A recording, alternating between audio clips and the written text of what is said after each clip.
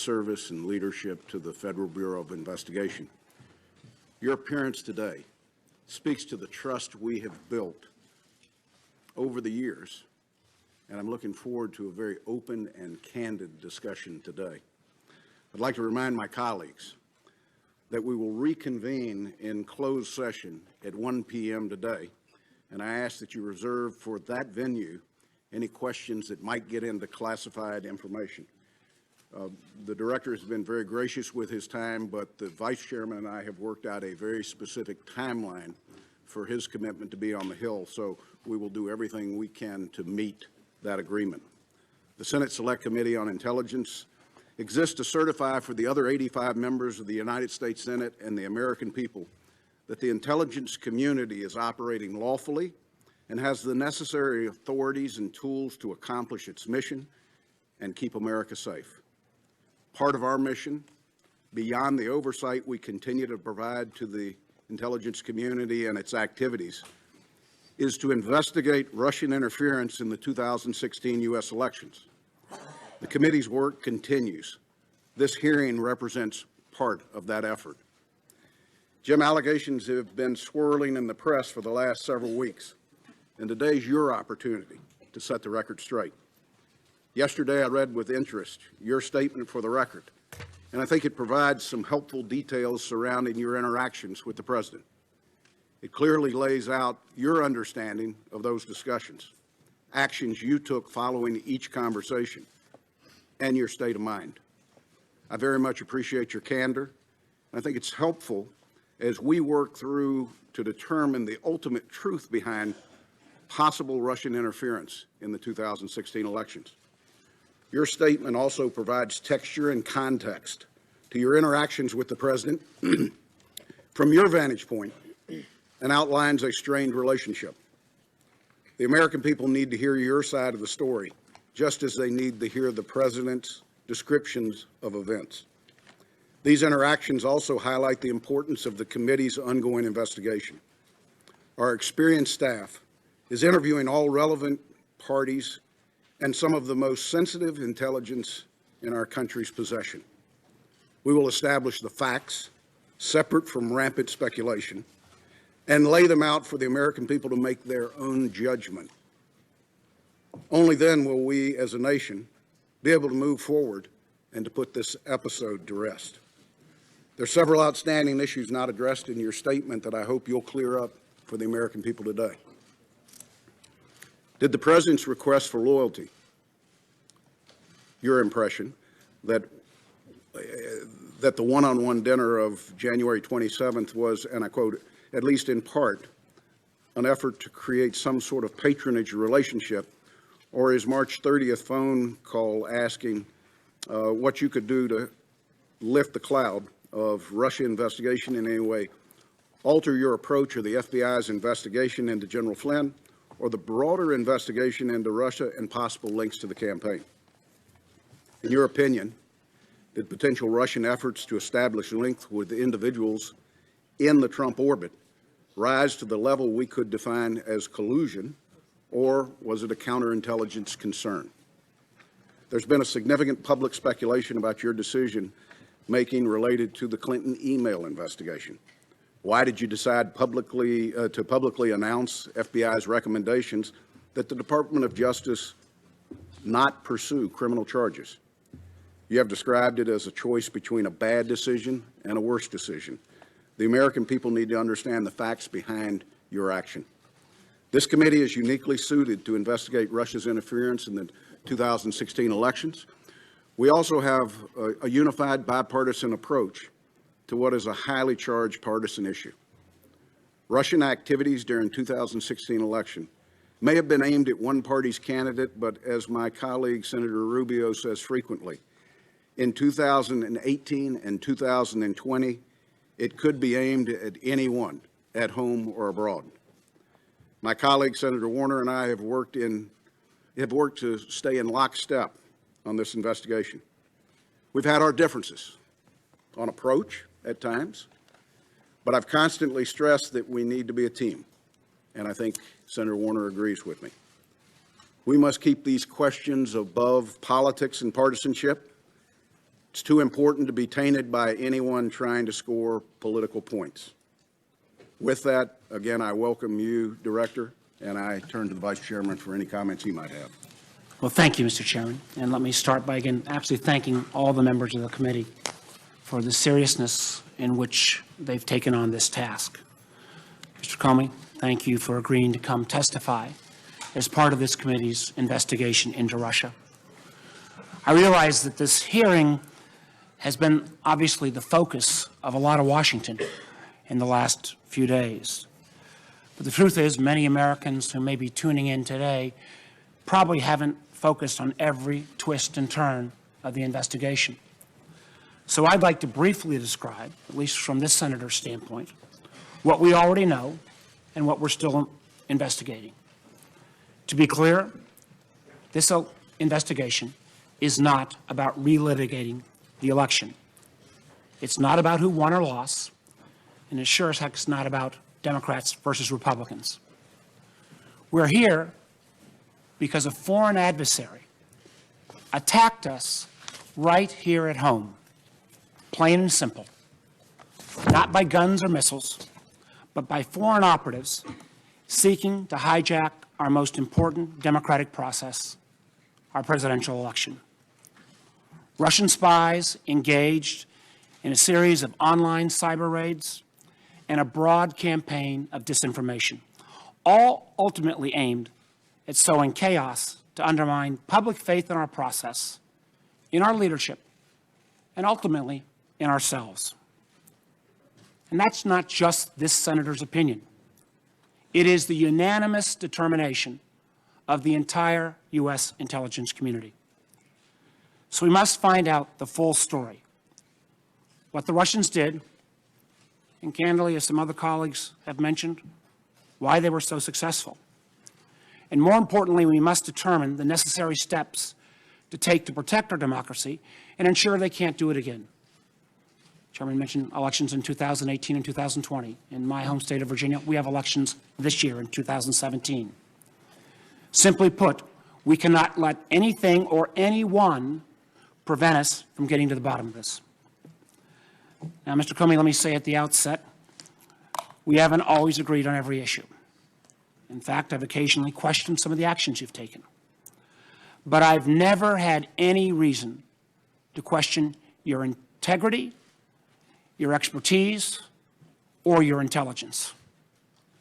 You've been a straight shooter with this committee and have been willing to speak truth to power, even at the risk of your own career, which makes the way in which you were fired by the president ultimately shocking.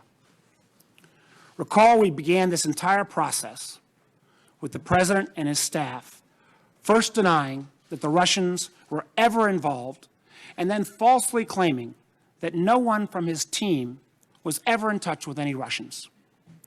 We know that's just not the truth. Numerous Trump associates had undisclosed contacts with Russians before and after the election, including the president's attorney general, his former national security advisor, and his current senior advisor, Mr. Kushner. That doesn't even begin to count the host of additional campaign associates and advisors who've also been caught up in this massive web. We saw Mr. Trump's campaign manager, Mr. Manafort, forced to step down over ties to Russian-backed entities. The national security advisor, General Flynn, had to resign over his lies about engagements with the Russians. And we saw the candidate himself express an odd and unexplained affection for the Russian dictator while calling for the hacking of his opponent. There's a lot to investigate.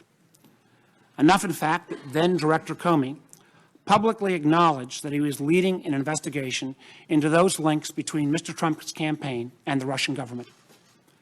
As the director of the FBI, Mr. Comey was ultimately responsible for conducting that investigation, which might explain why you're sitting now as a private citizen. What we didn't know was at the same time that this investigation was proceeding, the president himself appears to have been engaged in an effort to influence, or at least co-opt, the director of the FBI. The testimony that Mr. Comey has submitted for today's hearing is very disturbing. For example, on January 27th, after summoning Director Comey to dinner, the President appears to have threatened the Director's job while telling him, quote, "I need loyalty. I expect loyalty." At a later meeting, on February 14th, the President asked the Attorney General to leave the Oval Office so that he could privately ask Director Comey, again, quote, "to see way clear to letting Flynn go." That is a statement that Director Comey interpreted as a request that he drop the investigation connected to General Flynn's false statements. Think about it. The President of the United States asking the FBI director to drop an ongoing investigation. And after that, the President called the FBI director on 2 additional occasions, March 30th and April 11th, and asked him again, quote, to lift the cloud on the Russia investigation. Now, Director Comey denied each of these improper requests. The loyalty pledge, the admonition to drop the Flynn investigation, the request to lift the cloud on the Russia investigation. Of course, after his refusals, Director Comey was fired. The initial explanation for the firing didn't pass any smell test. Somehow Director Comey was fired because he didn't treat Hillary Clinton appropriately. Of course, that explanation lasted about a day because the President himself then made very clear that he was thinking about Russia when he decided to fire Director Comey. Shockingly, reports suggest that the President admitted as much in an Oval Office meeting with the Russians the day after Director Comey was fired. Disparaging our country's top law enforcement official as a quote-unquote nut job, the President allegedly suggested that his firing relieved great pressure on his feelings about Russia. This is not happening in isolation. At the same time the President was engaged in these efforts with Director Comey, he was also, at least allegedly, asking senior leaders of the intelligence community to downplay the Russia investigation or to intervene with the director. Yesterday, we had DNI Director Coates and NSA Director Admiral Rogers, who were offered a number of opportunities to flatly deny those press reports. They expressed their opinions, but they did not take that opportunity to deny those reports. They did not take advantage of that opportunity. In my belief, that's not how the President of the United States should behave. Regardless of the outcome of our investigation into the Russia links, Director Comey's firing and his testimony raise separate and troubling questions that we must get to the bottom of. Again, as I said at the outset, I've seen firsthand how seriously every member of this committee is taking his work. I'm proud of the committee's efforts so far. But let me be clear. This is not a witch hunt. This is not fake news. It is an effort to protect our country from a new threat that, quite honestly, will not go away anytime soon. So, Mr. Comey, your testimony here today will help us move towards that goal. I look forward to that testimony. Thank you, Mr. Chairman. Thank you, Vice Chairman. Director, as discussed, when you agreed to appear before the committee, it would be under oath. I'd ask you to please stand, raise your right hand. Do you solemnly swear to tell the truth, the whole truth, and nothing but the truth, so help you God? Please be seated. Director Comey, you're now under oath. And I would just note to members, you will be recognized by seniority for a period up to 7 minutes. And again, it is the intent to move to a closed session no later than 1 p.m. With that, Director Comey, you are recognized. You have the floor for as long as you might need. Thank you, Mr. Chairman. Ranking Member Warner, members of the committee, thank you for inviting me here to testify today. I've submitted my statement for the record, and I'm not going to repeat it here this morning. I thought I would just offer some very brief introductory remarks, and then I would welcome your questions. When I was appointed FBI Director in 2013, I understood that I served at the pleasure of the President. Even though I was appointed to a 10-year term, which Congress created in order to underscore the importance of the FBI being outside of politics and independent, I understood that I could be fired by a president for any reason or for no reason at all. And on May the 9th, when I learned that I had been fired, for that reason, I immediately came home as a private citizen. But then the explanations, the shifting explanations, confused me and increasingly concerned me. They confused me because the president and I had had multiple conversations about my job, both before and after he took office. And he had repeatedly told me I was doing a great job and he hoped I would stay. And I had repeatedly assured him that I did intend to stay and serve out the remaining 6 years of my term. He told me repeatedly that he had talked to lots of people about me, including our current Attorney General, and had learned that I was doing a great job and that I was extremely well liked by the FBI workforce. So it confused me when I saw on television the president saying that he actually fired me because of the Russia investigation, and learned again from the media that he was telling privately other parties that my firing had relieved great pressure on the Russia investigation. I was also confused by the initial explanation that was offered publicly that I was fired because of the decisions I had made during the election year.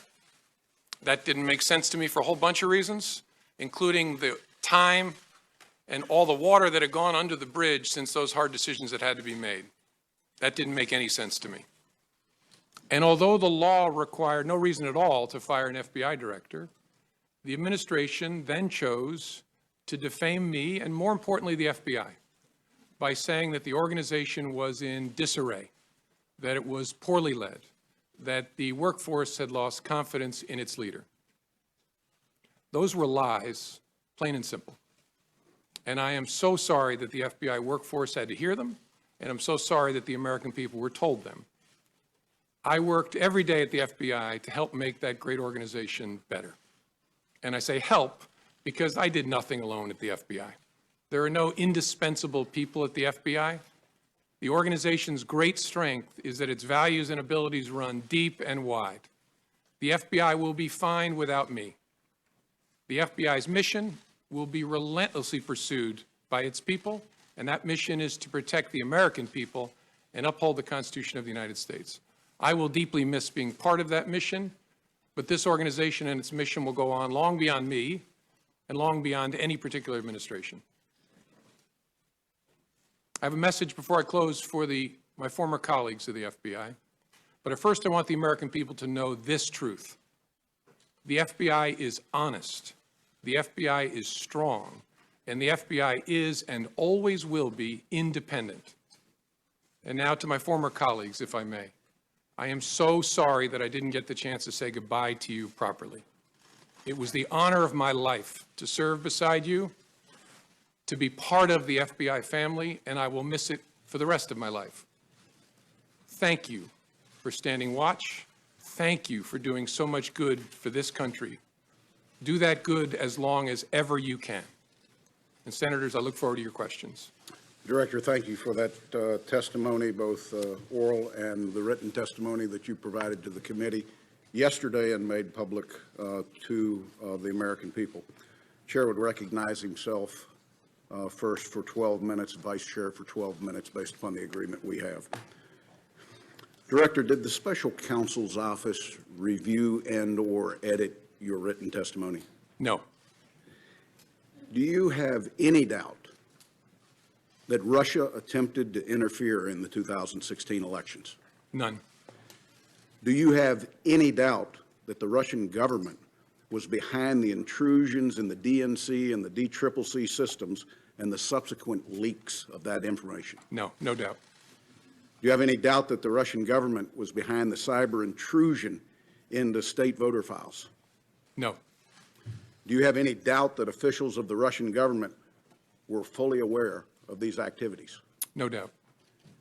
Are you confident that no votes cast in the 2016 presidential election were altered? I'm confident. By the time when I left as director, I had seen no indication of that whatsoever. Director Comey, did the president at any time ask you to stop the FBI investigation into Russian involvement in the 2016 U.S. elections? Not to my understanding, no. Did any individual working for this administration, including the Justice Department, ask you to stop the Russian investigation? No. Director, when the President requested that you, and I quote, let Flynn go, General Flynn had an unreported contact with the Russians, which is an offense. And if press accounts are right, there might have been discrepancies between facts and his FBI testimony. In your estimation, was General Flynn at that time in serious legal jeopardy? And in addition to that, do you sense that the President was trying to obstruct justice or just seek for a way for Mike Flynn to save face, given he had already been fired? Well, General Flynn at that point in time was in legal jeopardy. There was an open FBI criminal investigation of his statements in connection with the Russian contacts and the contacts themselves. And so that was my assessment at the time. I don't think it's for me to say whether the conversation I had with the President was an effort to obstruct. I took it as a very disturbing thing, very concerning, but that's a conclusion I'm sure the special counsel will work towards to try and understand what the intention was there and whether that's an offense.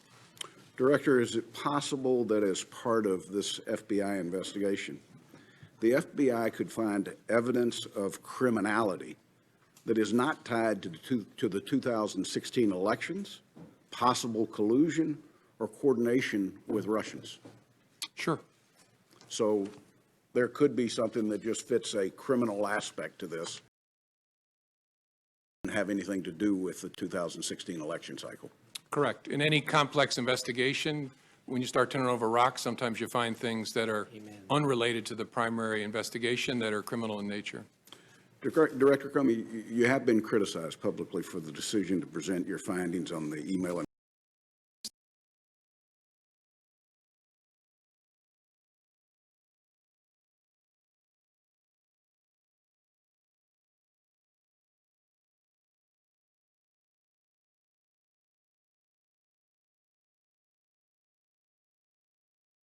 A document that has been around now for over a year. I'm not sure when the FBI first took possession of it, but the media had it before you had it and we had it.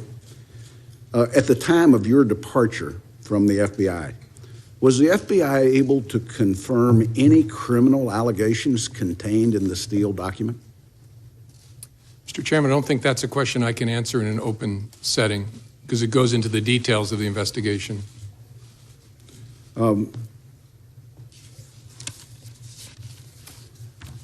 Director, the term we hear most often is collusion.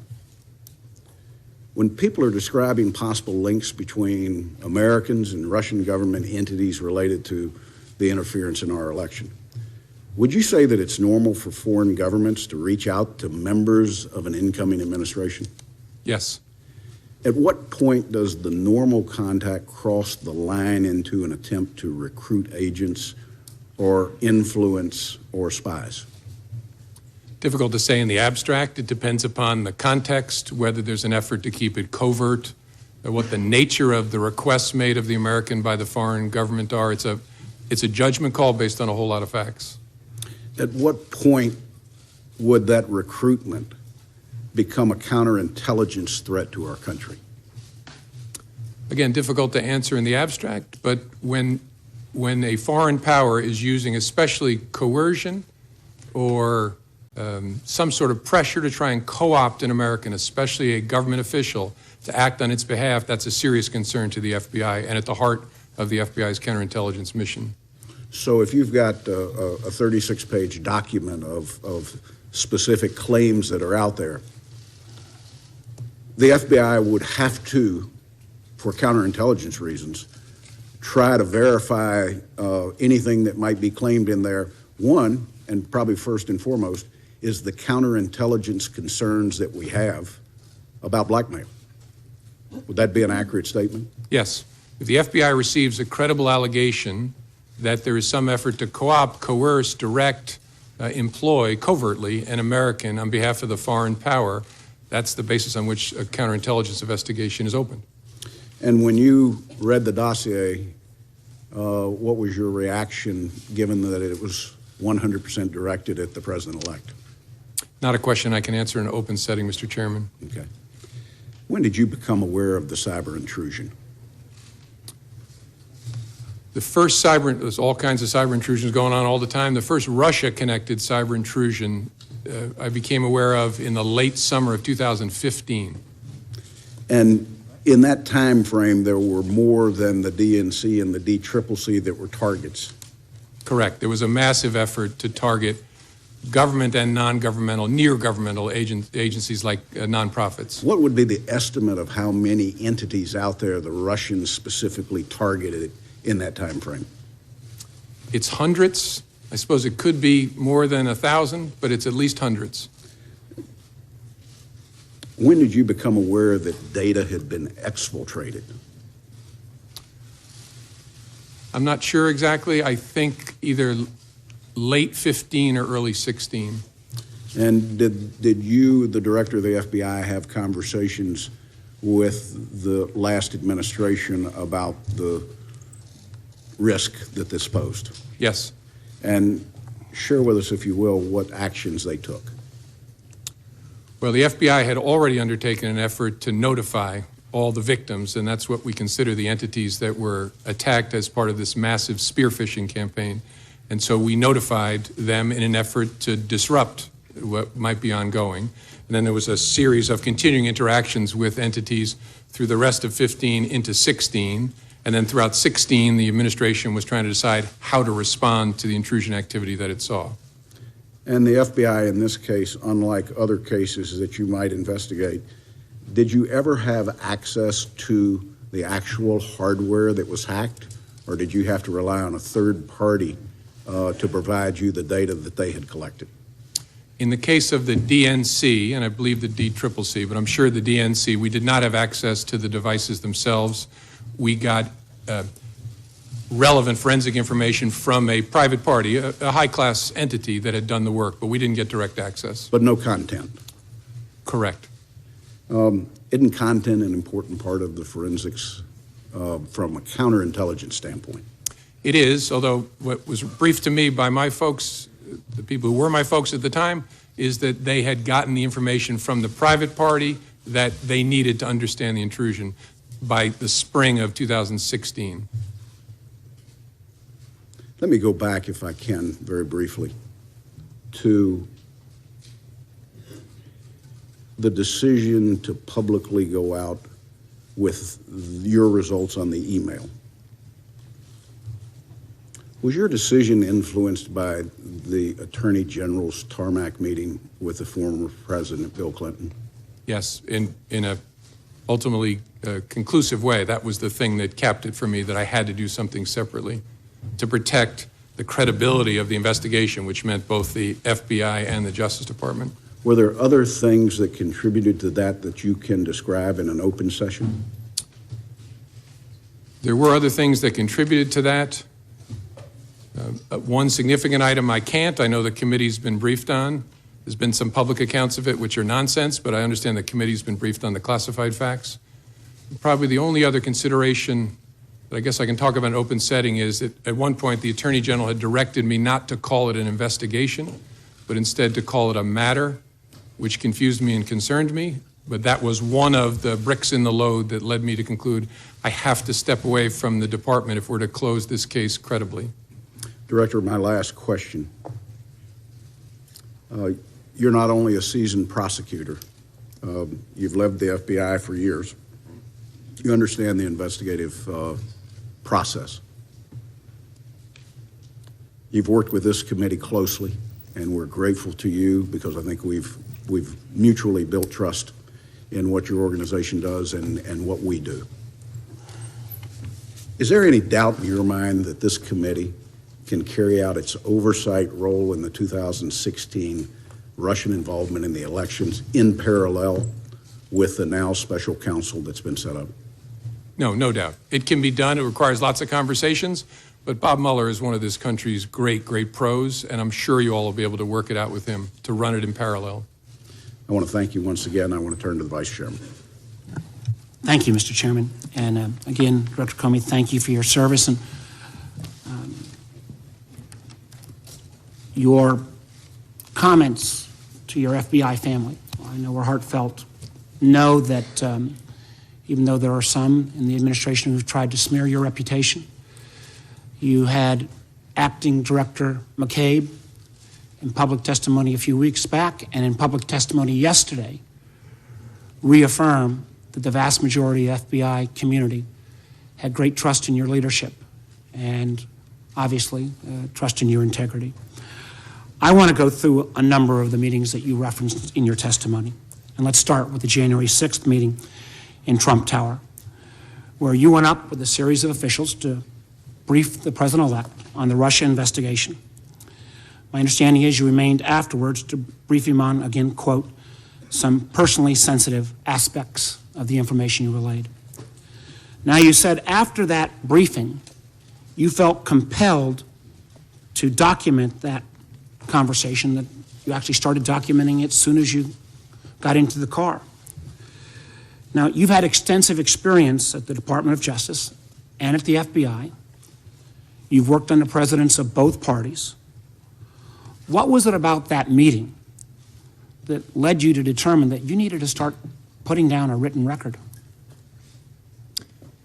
A combination of things. I think the circumstances, the subject matter, and the person I was interacting with. Circumstances first, I was alone with the President of the United States, or the President-elect, soon to be President. The subject matter, I was talking about matters that touch on the FBI's core responsibility and that relate to the President-elect personally. And then the nature of the person.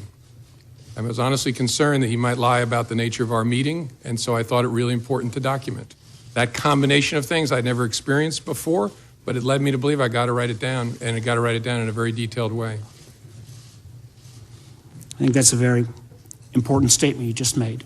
And my understanding is that then, again, unlike your dealings with presidents of either parties in your past experience, in every subsequent meeting or conversation with this president, you created a written record. Did you feel that you needed to create this written record of these memos because they might need to be relied on at some future date?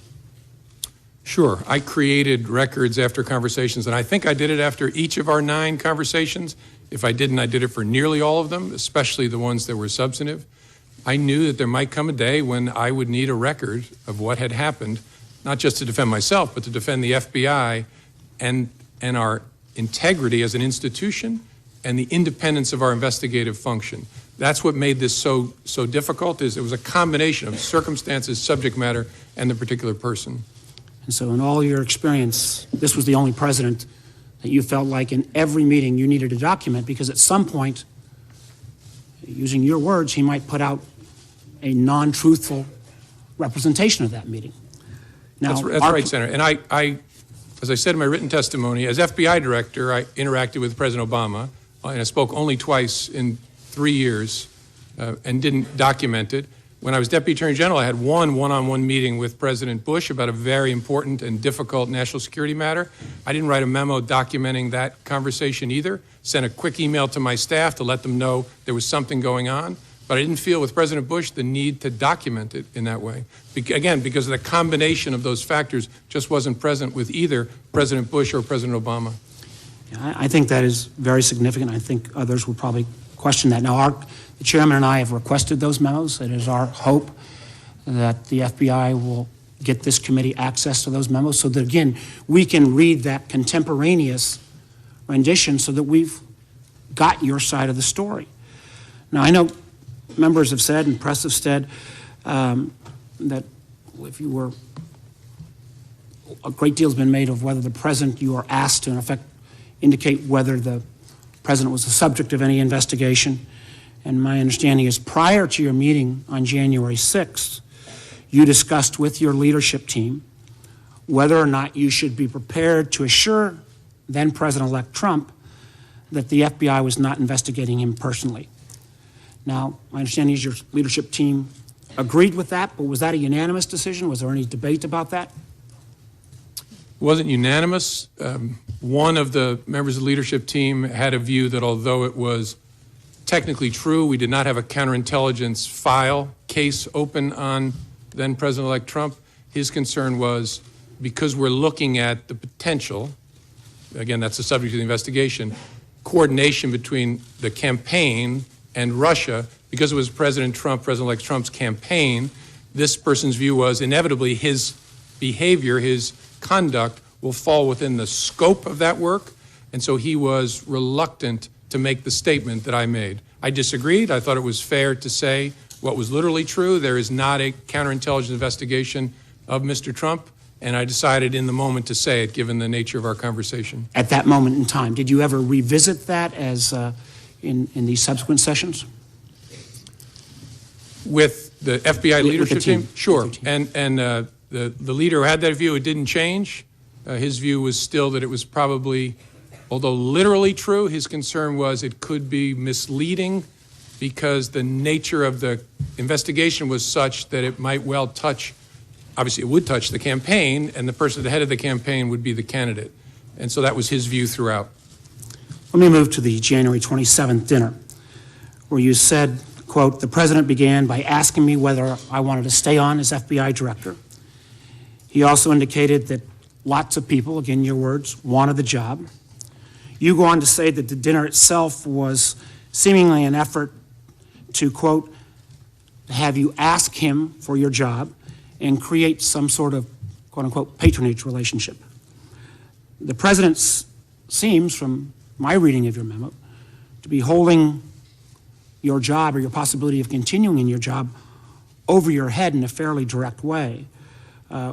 What was your impression, and what did you mean by this notion of a patronage relationship? Well, my impression, and again, it's my impression, I could always be wrong, but my common sense told me that what was going on is either he had concluded or someone had told him that you've already asked Comey to stay and you didn't get anything for it. And that the dinner was an effort to build a relationship, in fact, he asked specifically, of loyalty in the context of asking me to stay. And as I said, what was odd about that is we'd already talked twice about it by that point, and he'd said, I very much hope you'll stay. I hope you'll stay. In fact, I just remembered sitting here, a third one, when you've seen the picture of me walking across the blue room, and what the president whispered in my ear was, I really look forward to working with you. So after those encounters... And that was just a few days before you were fired. Yeah, that was on the Sunday after the inauguration. The next Friday, I have dinner, and the president begins by wanting to talk about my job. And so I'm sitting there thinking, wait a minute, 3 times you've already asked me to stay or talked about me staying. My common sense, again, I could be wrong, but my common sense told me what's going on here is he's looking to get something in exchange for granting my request to stay in the job. And again, we all understand, I was a governor, I had people work for me, but this constant request, and again, quoting you, him saying that he, despite you explaining your independence, he kept coming back to, I need loyalty, I expect loyalty. Had you ever had any of those kind of requests before from anyone else you'd worked for in the government? No. And what made me uneasy was, I'm, at that point, the director of the FBI. The reason that Congress created a 10-year term is so that the director is not feeling as if they're serving with political loyalty owed to any particular person. The statue of justice has a blindfold on because you're not supposed to be peeking out to see whether your patron is pleased or not with what you're doing.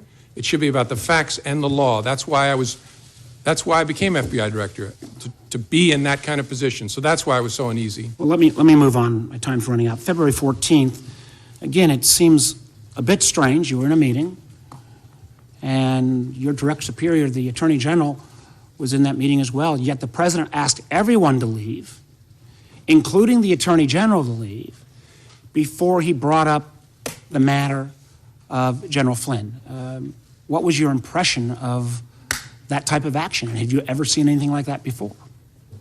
No. My impression was something big is about to happen. I need to remember every single word that is spoken. And again, I could be wrong. I'm 56 years old. I've seen a few things. My sense was the Attorney General knew he shouldn't be leaving, which is why he was lingering. and I don't know Mr. Kushner well, but I think he picked up on the same thing. And so I knew something was about to happen that I needed to pay very close attention to. And I found it very interesting that in the memo that you wrote after this February 14th pull-aside, you made clear that you wrote that memo in a way that was unclassified. If you affirmatively made the decision to write a memo that was unclassified, was that because you felt at some point the facts of that meeting would have to come clean and come clear and actually be able to be cleared in a way that could be shared with the American people? Well, I remember thinking this is a very disturbing development, really important to our work. I need to document it and preserve it in a way, and this committee gets this, but sometimes when things are classified, it tangles them up. It's hard Amen. to share it within an investigative team. You have to be very careful about how you handle it for good reason. So my thinking was, if I write it in such a way that I don't include anything that would trigger a classification, that'll make it easier for us to discuss within the FBI and the government, and to hold on to it in a way that makes it accessible to us. Well, again, it's our hope, particularly since you're a pretty knowledgeable guy and you wrote this in a way that was unclassified, that this committee will get access to that unclassified document. I think it would be very important to our investigation. Let me just ask this in closing. How many ongoing investigations at any time does the FBI have going on? Tens of thousands. Tens of thousands. Did the president ever ask about any other ongoing investigation? No. Did he ever ask about you trying to interfere on any other investigation? No. I think, again, this speaks volumes. This doesn't even get to the questions around the phone calls about lifting the cloud. I know other members will get to that, but I really appreciate your testimony and appreciate your service to our nation. Thank you, Senator Warner. You know, I'm sitting here going through my contacts with him. I had one conversation with the president that was classified, where he asked about an ongoing intelligence investigation. It was brief and entirely professional. But he didn't ask you to take any specific action on that, No. unlike what he had done vis-a-vis Mr. Flynn and the overall Russia investigation. Correct. Thank you, sir. Senator Risch. Thank you very much. Mr. Comey, thank you for your service. America needs more like you, and we really appreciate it. Yesterday, I got, and everybody got, the 7 pages of your direct testimony that's now part of the record here. And the first, I read it, then I read it again, and all I could think was, number one, how much I hated the class of legal writing when I was in law school. And you were the guy that probably got the A after reading this. So I find it clear, I find it concise, and having been a prosecutor for a number of years and handling hundreds, maybe thousands of cases and read police reports, investigative reports, this is as good as it gets, and I really appreciate that. Not only the conciseness and the clearness of it, but also the fact that you have things that were written down contemporaneously when they happened, and you actually put them in quotes, so we know exactly what happened, and we're not getting some rendition of it that's in your mind. So, Thank you, so sir. you're to be complimented for I had that. great parents and great teachers who beat that into me. That's obvious, sir. The chairman walked you through a number of things that the American people need to know and want to know. Number one, obviously, we all know about the active measures that the Russians have taken. I think a lot of people were surprised at this. Those of us that work in the intelligence community, it didn't come as a surprise, but now the American people know this, and it's good they know this, because this is serious and it's a problem. I think, secondly, I gather from all this that you're willing to say now that while you were director, the President of the United States was not under investigation. Is that a fair statement? That's correct. All right. So that's a fact that we can rely on at this Yes, sir. point. Okay. I remember you talked with us shortly after February 14th when the New York Times wrote an article that suggested that the Trump campaign was colluding with the Russians. You remember reading that article when it first came out? I do. It was about allegedly extensive electronic surveillance. Correct. Communications. Yes, I do. And that upset you to the point where you actually went out and surveyed the intelligence community to see whether you were missing something in that. Is that correct? It's correct. I want to be careful in open setting, but I'm not going to go any further than that Okay. with it, so thank you. In addition to that, after that, you sought out both Republican and Democrat senators to tell them that, hey, I don't know where this is coming from, but this is not the case. This is not factual. Do you recall that? Yes. Okay. So again, so the American people can understand this, that report by the New York Times was not true. Is that a fair statement? In the main, it was not true. And again, all of you know this, maybe the American people don't. The challenge, and I'm not picking on reporters, about writing stories about classified information is the people talking about it often don't really know what's going on, and those of us who actually know what's going on are not talking about it. And we don't call the press to say, hey, you got that thing wrong about this sensitive topic. We just have to leave it there. I mentioned to the chairman the nonsense around what influenced me to make the July 5th statement. Nonsense, but I can't go explaining how it's nonsense. Thank you. All right, so those three things we now know regarding the active measures with the president's under investigation and the collusion between the Trump campaign and the Russians. I want to drill right down, as my time is limited, to the most recent dust-up regarding allegations that the President of the United States obstructed justice. And boy, you nailed this down on page 5, paragraph 3. You put this in quotes.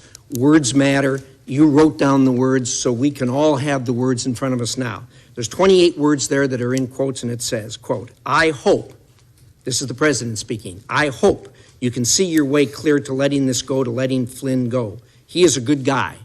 I hope you can let this go. Now, those are his exact words. Is that correct? Correct. And you wrote them here and you put them in quotes? Correct. Okay. Thank you for that. He did not direct you to let it go. Not in his words, no. He did not order you to let it go. Again, those words are not an order. No. He said, I hope. Now, like me, you probably did hundreds of cases, maybe thousands of cases, charging people with criminal offenses. And of course, you have knowledge of the thousands of cases out there that where people have been charged. Do you know of any case where a person has been charged for obstruction of justice, or for that matter, any other criminal offense, where they said or thought they hoped for an outcome? I don't know well enough to answer. And the reason I keep saying his words is I took it as a direction. Right. I mean, this is the President of the United States with me alone saying, I hope this. I took it as this is what he wants me to do. Now, I didn't obey that, but that's the way I took it. You may have taken it as a direction, but that's not what he said. Correct. That's why He said, I hope. Those are exact words, correct. You don't know of anyone that's ever been charged for hoping something. Is that a fair statement? I don't as I sit here. Yeah, thank you. Thank you, Mr. Chairman. Senator Feinstein. Thanks very much, Mr. Chairman. Mr. Comey, I just want you to know that I have great respect for you. Senator Cornyn and I sit on the Judiciary Committee, so we have occasion to have you before us. And I know that you're a man of strength and integrity, and I really regret the situation that we all find ourselves in. I just want to say that. Let me begin with one overarching question. Why do you believe you were fired? I guess I don't know for sure. I believe I take the president at his word that I was fired because of the Russia investigation. Something about the way I was conducting it, the president felt created pressure on him that he wanted to relieve. Again, I didn't know that at the time, but I've watched his interview. I've read the press accounts of his conversations, so I take him at his word there. Now, look, I could be wrong. Maybe he's saying something that's not true, but I take him at his word, at least based on what I know now. Talk for a moment about his request that you pledge loyalty and your response to that and what impact you believe that had. I don't know for sure because I don't know the president well enough to read him well. I think it was, first of all, our relationship didn't get off to a great start given the conversation I had to have on January 6th. This was not, this didn't improve the relationship because it was very, very awkward. He was asking for something and I was refusing to give it. But again, I don't know him well enough to know how he reacted to that exactly. Do you believe the Russia investigation played a role? And why I was fired? Yes. Yes, because I've seen the president say so. Let's go to the Flynn issue. Senator Risch outlined, I hope you could see your way to letting Flynn go. He's a good guy. I hope you can let this go. But you also said in your written remarks, and I quote, that you had understood the president to be requesting that we drop any investigation of Flynn in connection with false statements about his conversations with the Russian ambassador in December, end quote. Please go into that with more detail. Well, the context and the president's words are what led me to that conclusion. As I said in my statement, I could be wrong, but Flynn had been forced to resign the day before. And the controversy around General Flynn at that point in time was centered on whether he had lied to the vice president about the nature of his conversations with the Russians, whether he had been candid with others in the course of that. And so that happens on the day before. On the 14th, the president makes specific reference to that. And so that's why I understood him to be saying that what he wanted me to do was drop any investigation connected to Flynn's account of his conversations with the Russians. Now, here's the question. You're big, you're strong. I know the Oval Office, and I know what happens to people when they walk in. There is a certain amount of intimidation. But why didn't you stop and say, Mr. President, this is wrong. I cannot discuss this with you? It's a great question. Maybe if I were stronger, I would have. I was so stunned by the conversation that I just took it in. And the only thing I could think to say, because I was playing in my mind, because I could remember every word he said, I was playing in my mind, what should my response be? And that's why I very carefully chose the words. And look, I've seen the tweet about tapes. Lordy, I hope they're tapes. I remember saying, I agree he's a good guy, as a way of saying I'm not agreeing with what you just asked me to do. Again, maybe other people would be stronger in that circumstance, but that's how I conducted myself. I hope I'll never have another opportunity. Maybe if I did it again, I would do it better. You described 2 phone calls that you received from President Trump, one on March 30 and one on April 11, where he, quote, described the Russia investigation as a cloud that was impairing his ability, end quote, as president, and asked you, quote, to lift the cloud, end quote. How did you interpret that? And what did you believe he wanted you to do? I interpreted that as he was frustrated that the Russia investigation was taking up so much time and energy. I think he meant of the executive branch, but in the public square in general, and it was making it difficult for him to focus on other priorities of his. But what he asked me was actually narrower than that. So I think what he meant by the cloud, and again, I could be wrong, but what I think he meant by the cloud was the entire investigation is taking up oxygen and making it hard for me to focus on the things I want to focus on. The ask was to get it out that I, the president, am not personally under investigation. After April 11th, did he ask you more ever about the Russia investigation? Did he ask you any questions? We never spoke again after April 11th. You told the president, I would see what we could do. What did you mean? That was kind of a slightly cowardly way of trying to avoid telling him we're not going to do that, that I would see what we could do. It was a way of kind of getting off the phone, frankly. And then I turned and handed it to the acting Deputy Attorney General, Mr. Bente. So I wanted to go into that.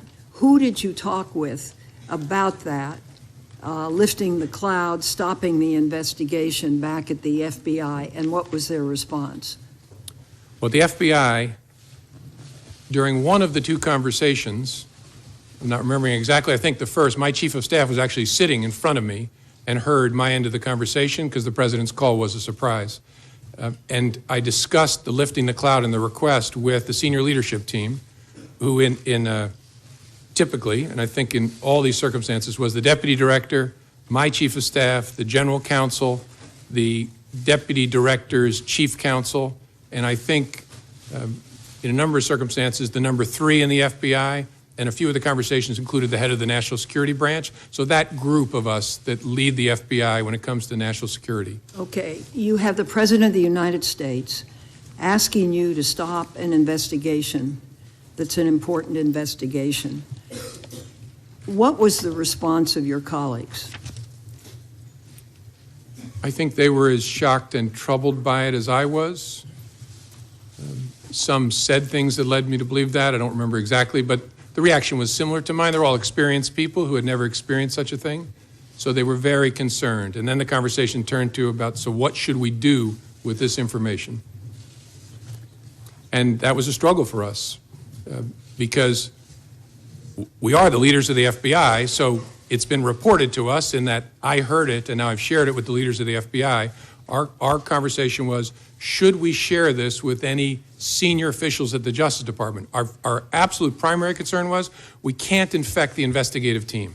We don't want the agents and analysts working on this to know the President of the United States has asked, and when it comes from the President, I took it as a direction, to get rid of this investigation because we're not going to follow that request.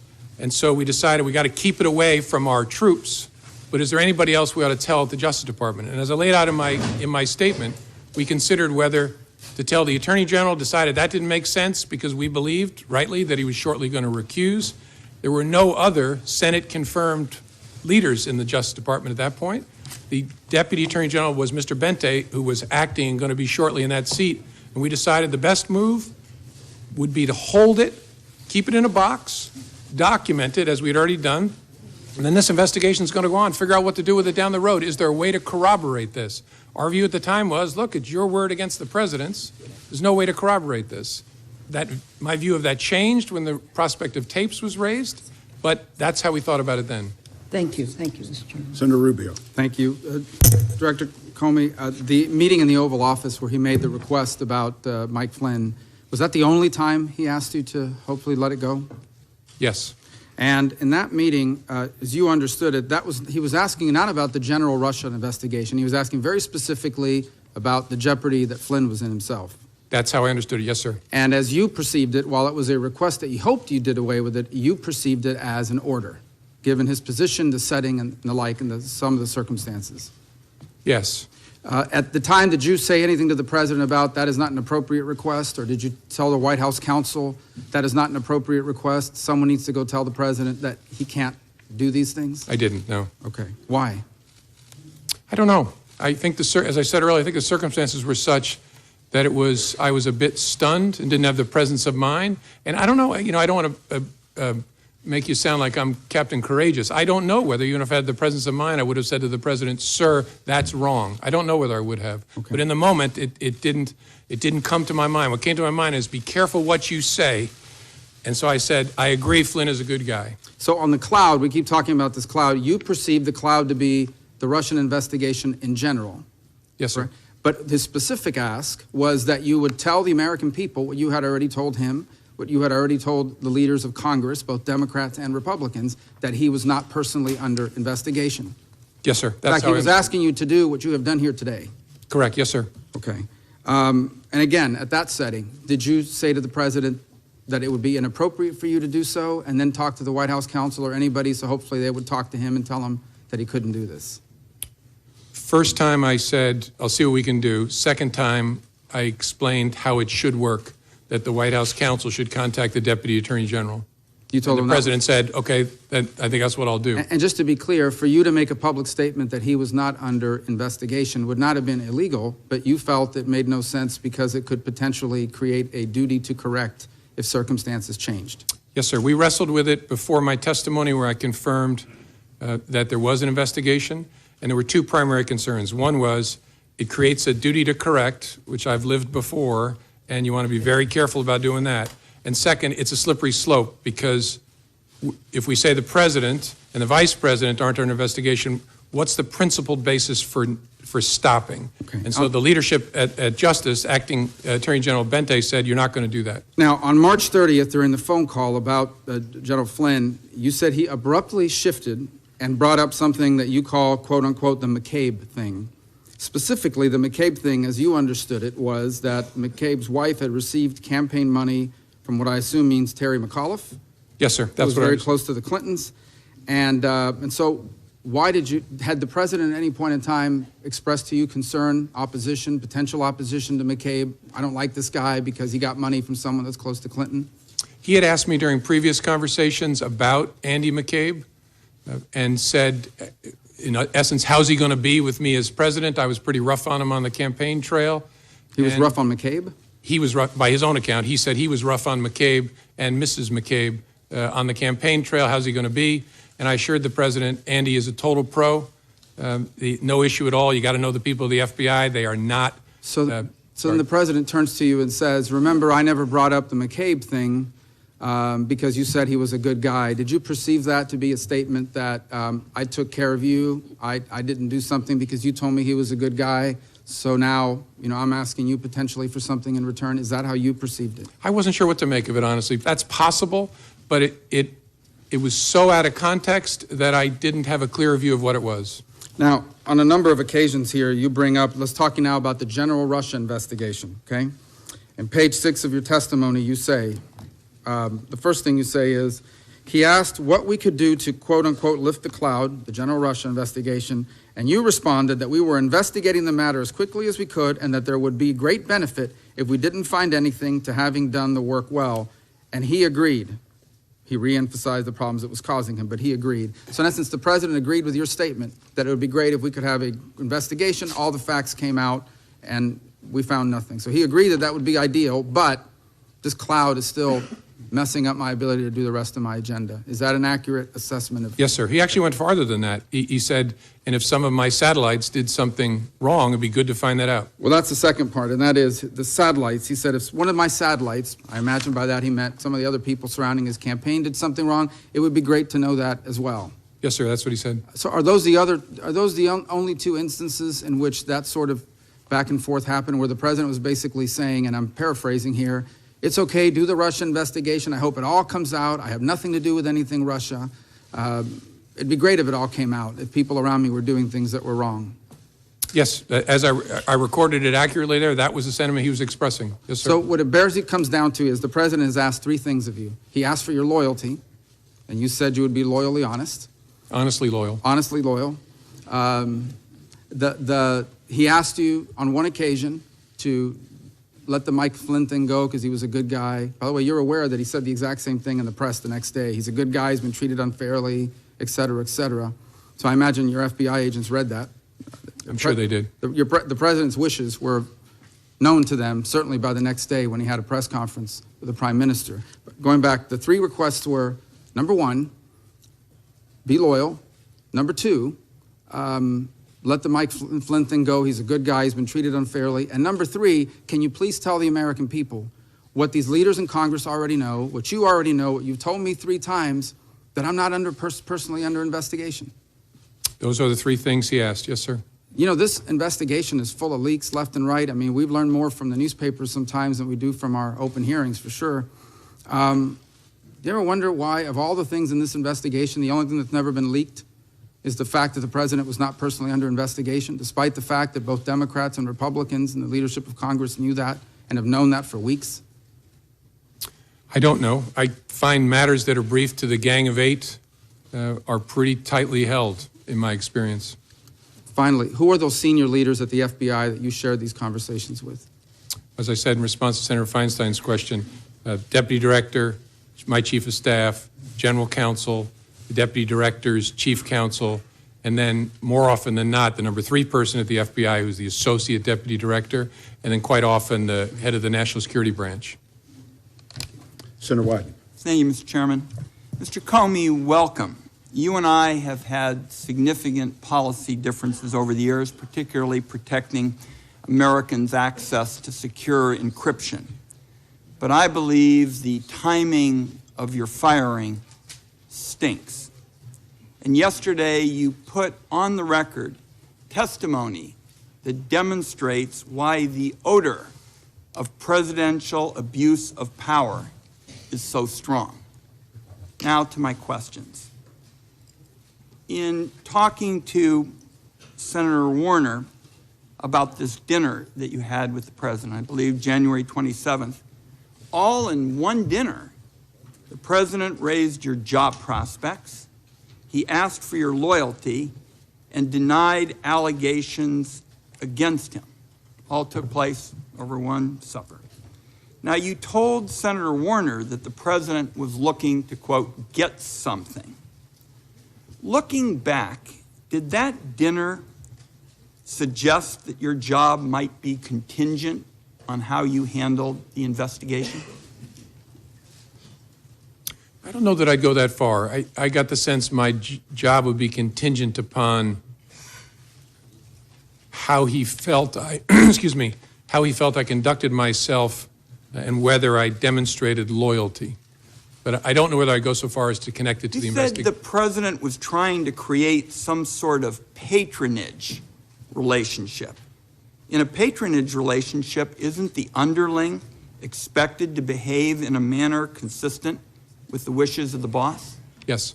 Okay. Or at least consider how what you're doing will affect the boss as a significant consideration. Let me turn to the Attorney General. In your statement, you said that you and the FBI leadership team decided not to discuss the president's actions with Attorney General Sessions, even though he had not recused himself.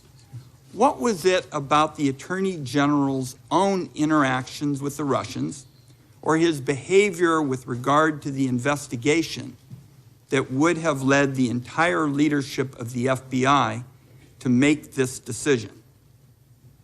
Our judgment, as I recall, was that he was very close to and inevitably going to recuse himself for a variety of reasons.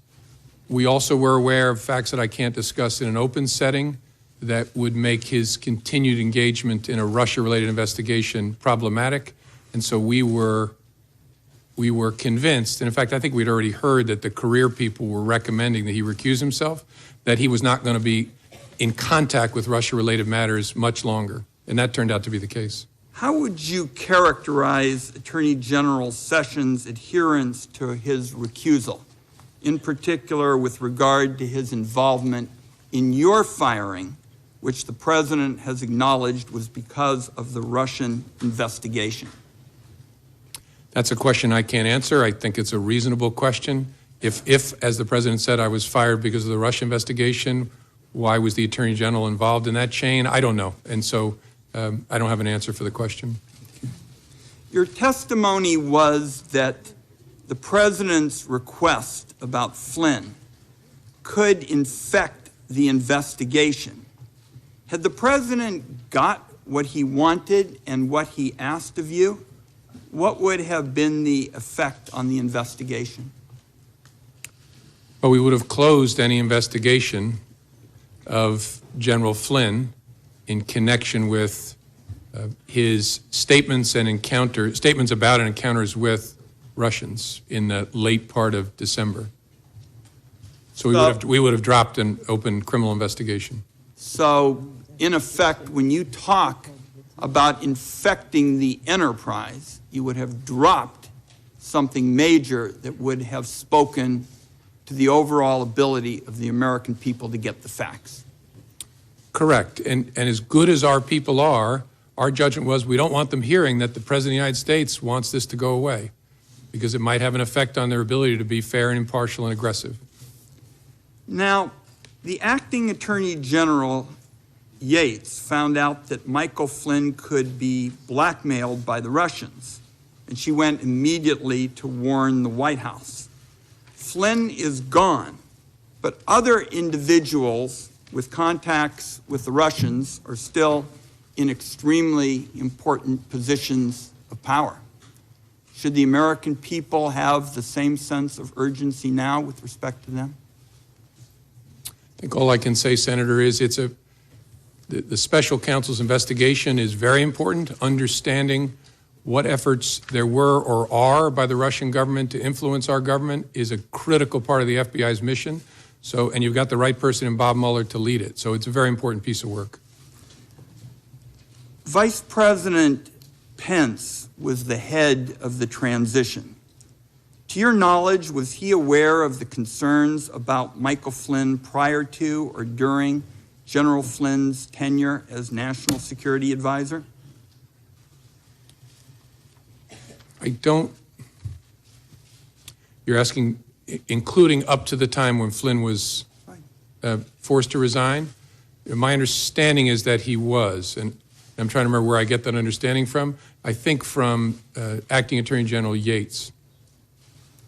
So, former Acting Attorney General Yates testified that concerns about General Flynn were discussed with the intelligence community. Would that have included anyone at the CIA or Dan Coates' office, the DNI? I would assume yes. Michael Flynn resigned 4 days after Attorney General Sessions was sworn in. Do you know if the Attorney General was aware of the concerns about Michael Flynn during that period? I don't, as I sit here. I don't recall that he was. I could be wrong, but I don't remember that he was.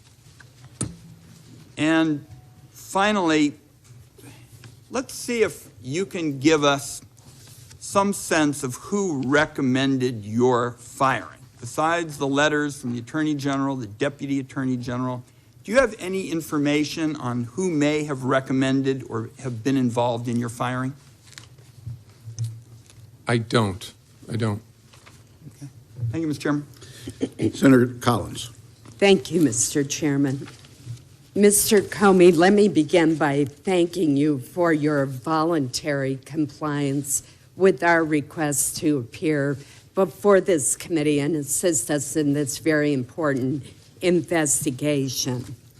I want first to ask you about your conversations with the president, the 3 conversations in which you told him that he was not under investigation. The first was during your January 6th meeting, according to your testimony, in which it appears that you actually volunteered that assurance. Is that correct? That's correct. Did you limit that statement to counterintelligence investigations, or were you talking about any kind of FBI investigation? I didn't use the term counterintelligence. I was speaking to him and briefing him about some salacious and unverified material. It was in the context of that he had a strong and defensive reaction about that not being true. And my reading of it was important for me to assure him we were not personally investigating him. And so the context then was actually narrower, focused on what I just talked to him about. But it was very important because it was first true, and second, I was very, very much about being in kind of a J. Edgar Hoover type situation. I didn't want him thinking that I was briefing him on this to sort of hang it over him in some way. I was briefing him on it because we had been told by the media it was about to launch. We don't want to be keeping that from him. And if there was he needed to know this was being said. But I was very keen not to leave him with an impression that the Bureau was trying to do something to him. And so that's the context in which I said, sir, we're not personally investigating you. And then and that's why you volunteered the information. Yes, ma'am. Correct. Then on the January 27th dinner, you told the president that he should be careful about asking you to investigate because, quote, you might create a narrative that we were investigating him personally, which we weren't. Again, were you limiting that statement to counterintelligence investigations or more broadly, such as a criminal investigation? The context was very similar. I didn't modify the word investigation. It was, again, he was reacting strongly again to that unverified material, saying, I'm tempted to order you to investigate it. And that, in the context of that, I said, sir, you want to be careful about that because it might create a narrative we're investigating you personally. And then there was the March 30th phone call with the president in which you reminded him that congressional leaders have been briefed that we were not personally, the FBI was not personally investigating President Trump. And again, was that statement to congressional leaders and to the president limited to counterintelligence investigations, or was it a broader statement? I'm trying to understand whether there was any kind of investigation of the president underway.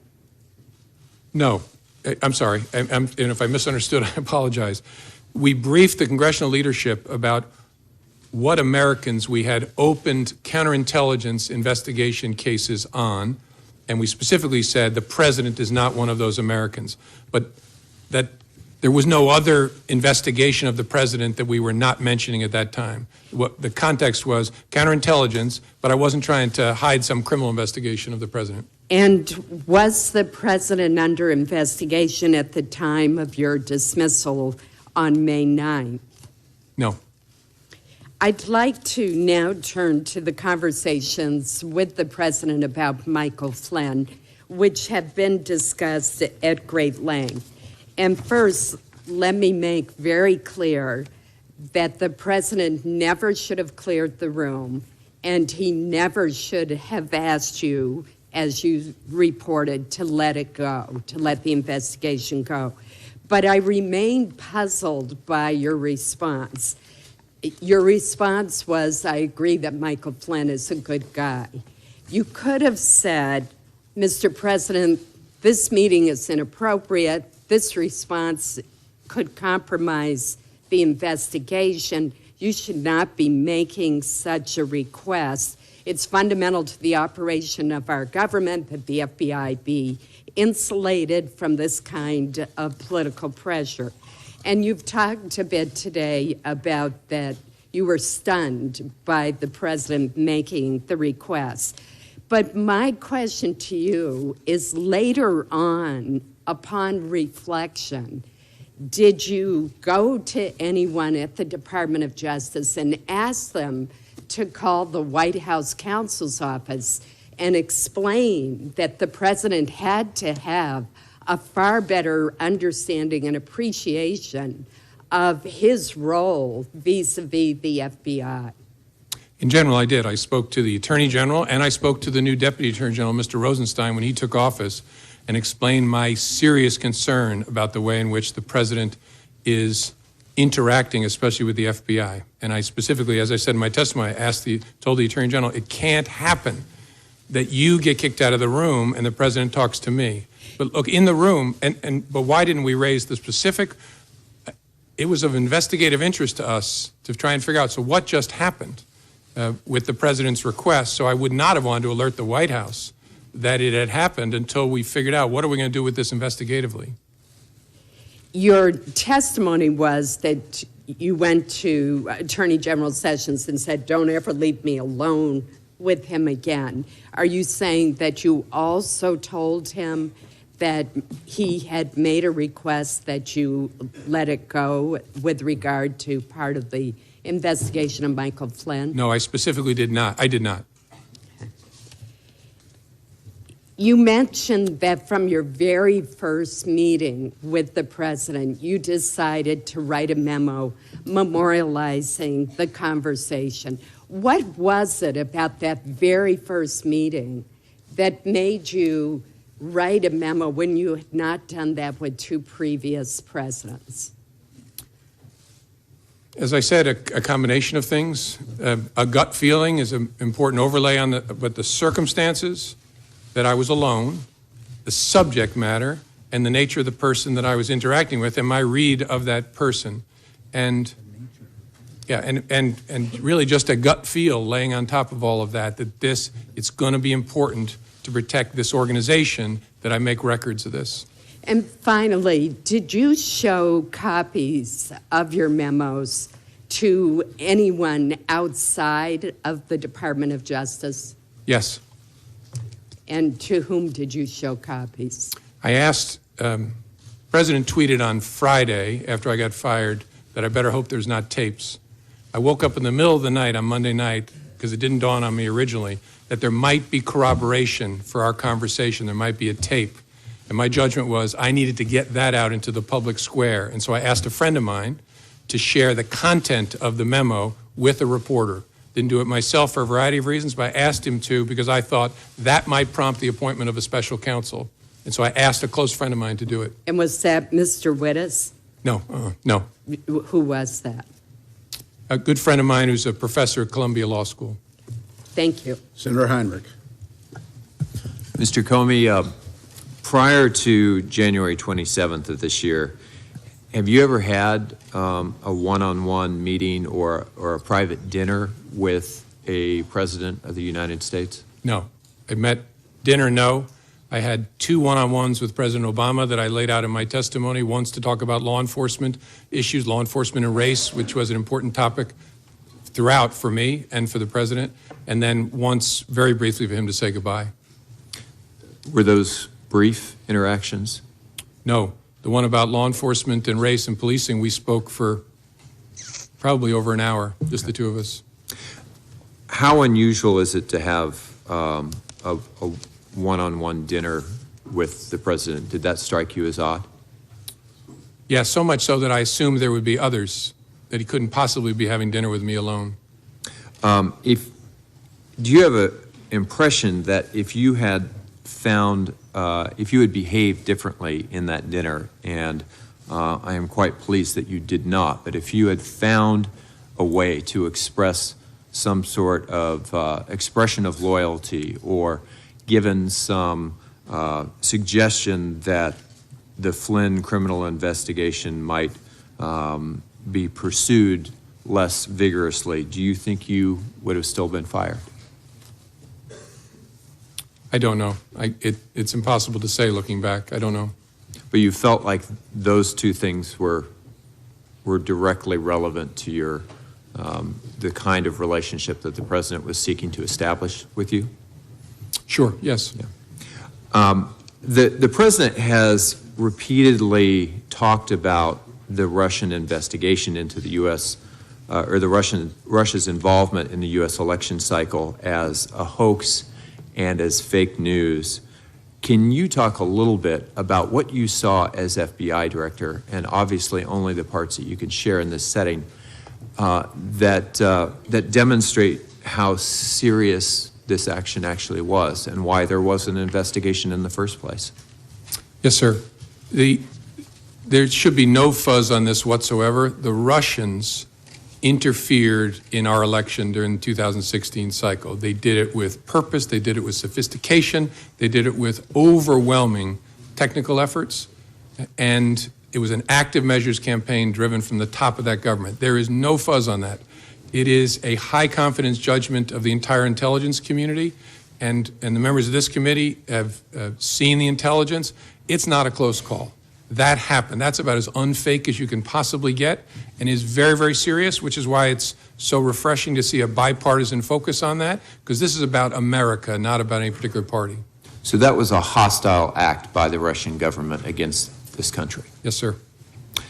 Did the president, in any of those interactions that you've shared with us today, ask you what you should be doing, or what our government should be doing, or the intelligence community, to protect America against Russian interference in our election system? I don't recall a conversation like that. Never. No. Do you find it odd? Not with President Trump. Right. I attended a fair number of meetings on that with President Obama. Do you find it odd that the president seemed unconcerned by Russia's actions in our election? I can't answer that because I don't know what other conversations he had with other advisors or other intelligence community leaders. So I just don't know sitting here. Did you have any interactions with the president that suggested he was taking that hostile action seriously? I don't remember any interactions with the president other than the initial briefing on January the 6th. I don't remember, could be wrong, but I don't remember any conversations with him at all about that. As you're very aware, it was only the 2 of you in the room for that dinner. You've told us that the president asked you to back off the Flynn investigation. The president told a reporter... Not in that dinner. Fair enough. Told the reporter he never did that. You've testified that the president asked for your loyalty in that dinner. The White House denies that. A lot of this comes down to who should we believe? Do you want to say anything as to why we should believe you? probably, my mother raised me not to say things like this about myself, so I'm not going to. I think people should look at the whole body of my testimony, because as I used to say to juries, that when I talked about a witness, you can't cherry pick it. You can't say, I like these things he said, but on this, he's a dirty, rotten liar. Right. You got to take it all together, and I've tried to be open and fair and transparent and accurate. A really significant fact to me is, so why did he kick everybody out of the Oval Office? Why would you kick the Attorney General, the President, the Chief of Staff out to talk to me if it was about something else? And so that to me, as an investigator, is a very significant fact. And as we look at testimony or as communication from both of you, we should probably be looking for consistency. Well, in looking at any witness, you look at consistency, track record, demeanor, record over time, that sort of thing. Thank you. So there are reports that the incoming Trump administration, either during the transition and or after the inauguration, attempted to set up a sort of backdoor communication channel with the Russian government using their infrastructure, their devices or facilities. What would be the risks, particularly for a transition, someone not actually in the office of the president yet, to setting up unauthorized channels with a hostile foreign government, especially if they were to evade our own American intelligence services? I'm not going to comment on whether that happened in an open setting, but the primary risk is obvious. You spare the Russians the cost and effort of having to break into our communications channels by using theirs. And so you make it a whole lot easier for them to capture all of your conversations and then to use those to the benefit of Russia against the United States. The memos that you wrote, did you write all 9 of them in a way that was designed to prevent them from needing classification? No. And on a few of the occasions I sent emails to my chief of staff or others on some of the brief phone conversations that I recall. The first one was a classified briefing. Although it wasn't in a SCIF, it was in a conference room at Trump Tower. It was a classified briefing, and so I wrote that on a classified device. The one I started typing in the car, that was a classified laptop that I started working on. Any reason in a classified environment, in a SCIF, that this committee it would not be appropriate to see those communications from, at least from your perspective as the author? No. Thank you, Mr. Chairman. Senator Blunt. Thank you, Mr. Chairman. Mr. Comey, when you were terminated at the FBI, I said and still continue to feel that you have provided years of great service to the country. I also said that I'd had significant questions over the last year about some of the decisions you made. If the president hadn't terminated your service, would you still be, in your opinion, the director of the FBI today? Yes, sir. So you took as a direction from the president something that you thought was serious and troublesome, but continued to show up for work the next day. Yes, sir. And 6 weeks later, we're telling the president on March the 30th that he was not personally the target of any investigation. Correct. On March the 30th, and I think again on April 11th as well, I told him we're not investigating him personally. That was true. Well, the point to me, the concern to me there is that all these things are going on. You now, in retrospect, or at least you now to this committee, that you had serious concerns about what the president had, you believe, directed you to do, and had taken no action, hadn't even reported up the chain of command, assuming you believe there is an up the chain of command, that these things had happened. Do you have a sense of that, looking back, that was a mistake? No. In fact, I think no action was the most important thing I could do to make sure there was no interference with the investigation. And on the Flynn issue specifically, I believe you said earlier that you believe the president was suggesting you drop any investigation of Flynn's account of his conversation with the Russian ambassador, which was essentially misleading the vice president and others? Correct. And I'm not going to go into the details, but whether there were false statements made to government investigators as well. Any suggestion that that General Flynn had violated the Logan Act, I always find pretty incredible. The Logan Act's been on the books for over 200 years. Nobody's ever been prosecuted for violating the Logan Act. My sense would be that the discussion, not the problem, misleading investigators or the vice president might have been. That's fair. Yes, sir.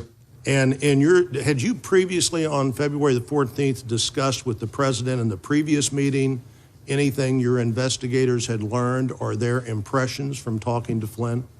No, sir.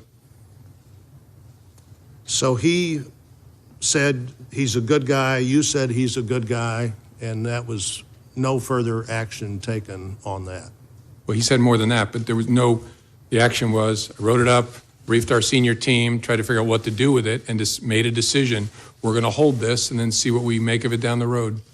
Yes, sir. Was it your view that not briefing up meant you really had no responsibility to report that to the Justice Department in some way? I think at some point, and I don't know what Director Mueller is going to do with it, but at some point, I was sure we were going to brief it to the team in charge of the case. But our judgment was, in the short term, doesn't make sense to, no fuzz on the fact I reported to the Attorney General. That's why I stressed he shouldn't be kicked out of the room. But it didn't make sense to report to him now. You know, you said the Attorney General said, I don't want to be in the room with him alone again, but you continued to talk to him on the phone. What is the difference in being in the room alone with him and talking to him on the phone alone? Yeah, I think what I stressed to the Attorney General is a little broader than just the room. I said, I report to you. It's very important you be between me and the White House. After that discussion with the Attorney General, did you take phone calls from the President? Yes, sir. So why did you just say you need to talk to, why didn't you say, I'm not taking that call, you need to talk to the Attorney General?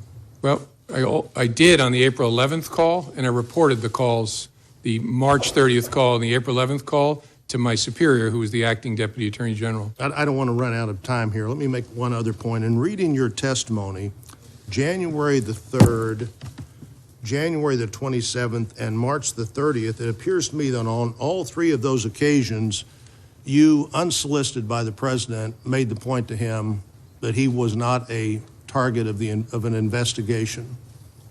Correct, yes, sir. One, I thought the March 30th, very interesting. You said, well, even though you don't want, you may not want us, that was the 27th, where he said, why don't you look into that dossier thing more? You said, well, you may not want that because then we couldn't tell you, you couldn't say with, we couldn't answer the question about you being a target of the investigation, but you didn't seem to be answering that question anyhow. As Senator Rubio pointed out, the one unanswered, unleaked question seems to have been that in this whole period of time. But you said something earlier I don't want to fail to follow up on.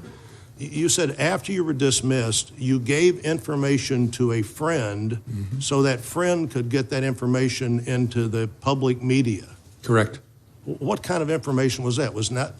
What kind of information did you give to a friend? That the Flynn conversation, that the President had asked me to let the Flynn, I mean, I'm forgetting my exact own words, but the conversation in the Oval Office. So you didn't consider your memo or your sense of that conversation to be a government document. You considered it to be somehow your own personal document that you could share with the media as you wanted to?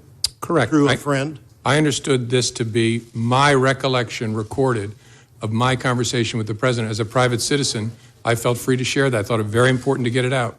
So were all of your memos that you recorded on classified or other documents, memos that might be yours as a private citizen? I'm sorry, I'm not following the question. Well, I think you said you'd use classified. Oh, yeah, not the classified documents. Unclassified, I don't have any of them anymore, but I gave them to the special counsel. But, yeah, my view was that the content of those unclassified, the memorialization of those conversations was my recollection recorded. So why didn't you give those to somebody yourself rather than give them through a third party? Because I was worried the media was camping at the end of my driveway at that point, and I was actually going out of town with my wife to hide, and I worried it would be like feeding seagulls at the beach if it was I who gave it to the media. So I asked my friend, make sure this gets out. It does seem to me that what you do there is create a source close to the former director of the FBI, as opposed to just taking responsibility yourself for saying, here are these records. And like everybody else, I have other things I'd like to get into, but I'm out of time. Okay. Senator King. Thank you. First, I'd like to acknowledge Senator Blumenthal and earlier Senator Nelson. I think the one principal thing you'll learn today, Senator, is that the chairs there are less comfortable than the chairs here. But I welcome you to the hearing. Mr. Comey, a broad question. Was the Russian activity in the 2016 election a one-off proposition, or is this part of a long-term strategy? Will they be back? Oh, it's a long-term practice of theirs. It stepped up a notch in a significant way in 16. They'll be back. I think that's very important for the American people to understand that this is very much a forward-looking investigation in terms of how do we understand what they did and how do we prevent it. Would you agree that that's a big part of our role here? Yes, sir, and it's not a Republican thing or a Democratic thing. It really is an American thing. They're going to come for whatever party they choose to try and work on behalf of, and they're not devoted to either, in my experience. They're just about their own advantage, and they will be back. That's my observation. I don't think Putin is a Republican or a Democrat. He's an opportunist. I think that's a fair statement. With regard to the several of these conversations, in his interview with Lester Holt on NBC, the president said, "I had dinner with him. He wanted to have dinner because he wanted to stay on." Is this an accurate statement? No, sir. Did you in any way initiate that dinner? No. He called me at my desk at lunchtime and asked me, was I free for dinner that night? And called himself and said, can you come over for dinner tonight? And I said, yes, sir. He said, will 6 work? I think he said 6 first. And then he said, I was going to invite your whole family, but we'll do that next time. I wanted you to come over. And is that a good time? I said, sir, whatever works for you. And then he said, how about 6:30? And I said, whatever works for you, sir. And then I hung up and had to call my wife and break a date with her. I was supposed to take her out to dinner that night. That's one of the all-time great excuses for breaking a date. Yeah. In retrospect, I love spending time with my wife. I wish I'd been there that night. That's one question I'm not going to follow up, Mr. Comey. But in that same interview, the president said, in one case I called him and in one case he called me. Is that an accurate statement? No. Did you ever call the president? No. I might. The only reason I'm hesitating is I think there was at least one conversation where I was asked to call the White House switchboard to be connected to him, but I never initiated a communication with the president. And in his press conference on May 18th, the president was asked whether he had urged you to shut down the investigation into Michael Flynn. The president responded, quote, no, no. Next question. Is that an accurate statement? I don't believe it is. Thank you. With regard to the question of him being personally under investigation, does that mean that the dossier is not being reviewed or investigated or followed up on in any way? I obviously can't comment either way. I can't talk in an open setting about the investigation as it was when I was the head of the FBI, and obviously it's Director Bob Mueller's responsibility now, so I don't know. So clearly your statements to the president back in these various times when you assured him he wasn't under investigation were as of that moment. Is that correct, is it not? Correct. Now, on the Flynn investigation, is it not true that Mr. Flynn was and is a central figure in this entire investigation of the relationship between the Trump campaign and the Russians? I can't answer that in an open setting, sir. Certainly Mr. Flynn was part of the so-called Russian investigation. Can you answer that question? I have to give you the same answer. All right. We'll be having a closed session shortly, so we will follow up on that. In terms of his comments to you about, I think you were in response to Mr. Risch, Senator Risch, he said, I hope you will hold back on that. But when when a president of the United States in the Oval Office says something like "I hope" or "I suggest" or "would you," do you take that as a directive? Yes. Yes, it rings in my ear as kind of, will no one rid me of this meddlesome priest? I was just going to quote that in 1170, December 29, Henry II said, who will rid me of this meddlesome priest? And then the next day he was killed. Thomas à Becket. That's exactly the same situation. We're thinking along the same lines. Several other questions, and these are a little bit more detailed. What do you know about the Russian bank VEB? Nothing that I can talk about in an open setting. Well, I know that it- takes I know care it of my ex- next three I questions. know it exists. Yes, sir. You know it exists. What is the relationship of the ambassador from Russia to the United States, to the Russian intelligence infrastructure?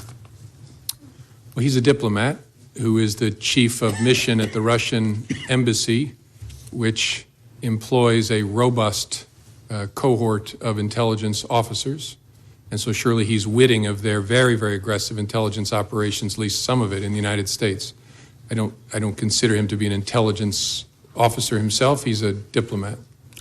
Did the FBI ever brief the Trump administration about the advisability of interacting directly with Ambassador Kislyak? I think all I can say sitting here is there were a variety of defensive briefings given to the incoming administration about the counterintelligence risk. Back to Mr. Flynn, would closing out the Flynn investigation have impeded the overall Russian investigation? No, well, unlikely, except to the extent, there's always a possibility if you have a criminal case against someone and you bring it and squeeze them, you flip them, and they give you information about something else. But I saw the two as touching each other, but separate. With regard to your memos, isn't it true that in a court case, when you're weighing evidence, contemporaneous memos and contemporaneous statements to third parties are considered probative in terms of the validity of testimony? Yes. Thank you. Thank you, Mr. Chairman. Senator Cotton, Senator Langford. Well, Director Comey, good to see you again. You too. We've had multiple opportunities to be able to visit, as everyone on this dais has, and I appreciate you and your service and what you have done for the nation for a long time, what you've continued to do. I've told you before, in the heat of last year, when we had the opportunity to visit personally, that I pray for you and for your family, because you do carry a tremendous amount of stress, and that is still true today. Thank you. Let me walk through a couple things with you. Your notes are obviously exceptionally important because they give a very rapid account of what you wrote down and what you perceived happened in those different meetings. Have you had the opportunity to be able to reference those notes when you were preparing the written statement that you put for us today? Yes. Yes. I think nearly all of my written recordings of my conversations, I had a chance to review them before filing my statement. Do you have a copy of any of those notes personally? I don't. I turned them over to Bob Mueller's investigators. The individual that you told about your memos that then was sent on to the New York Times, did they have a copy of those memos, or were they told orally of those memos? Had a copy. I had a copy at the time. Do they still have a copy of those memos? It's a good question.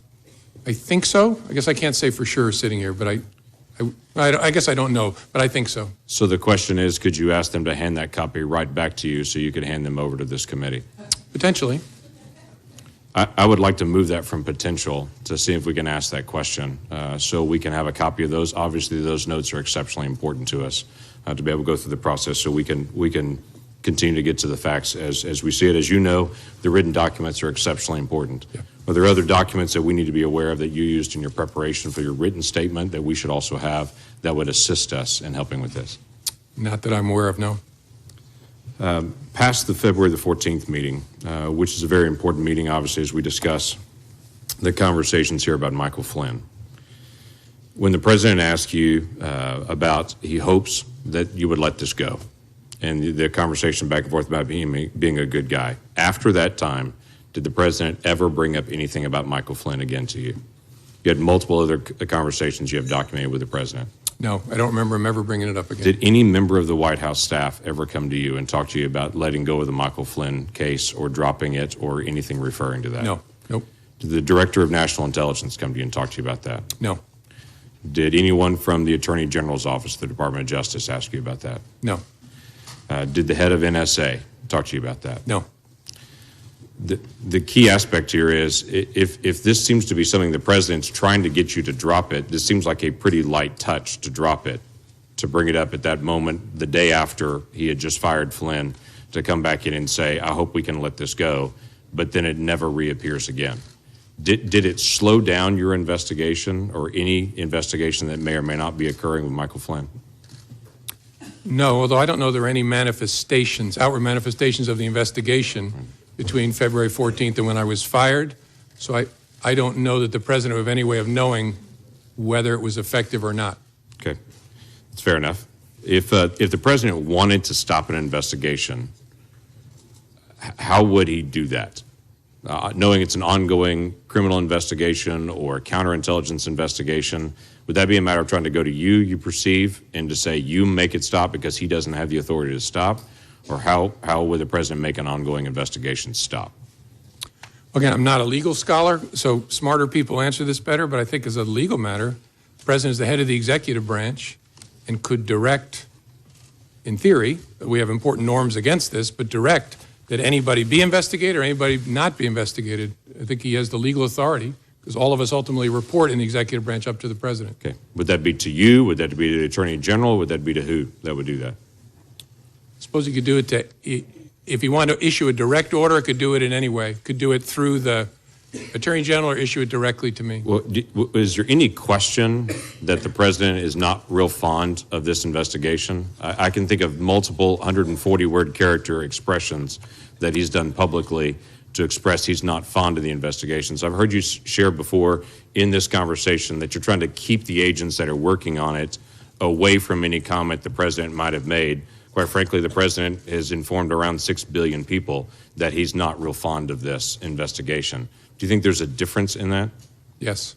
Okay. I think there's a big difference in kicking superior officers out of the Oval Office, looking the FBI director in the eye and saying, I hope you'll let this go. I think if the agents, as good as they are, heard the President of the United States did that, That's you. there's a real risk of a chilling effect on their work. That's why we kept it so tight. Okay.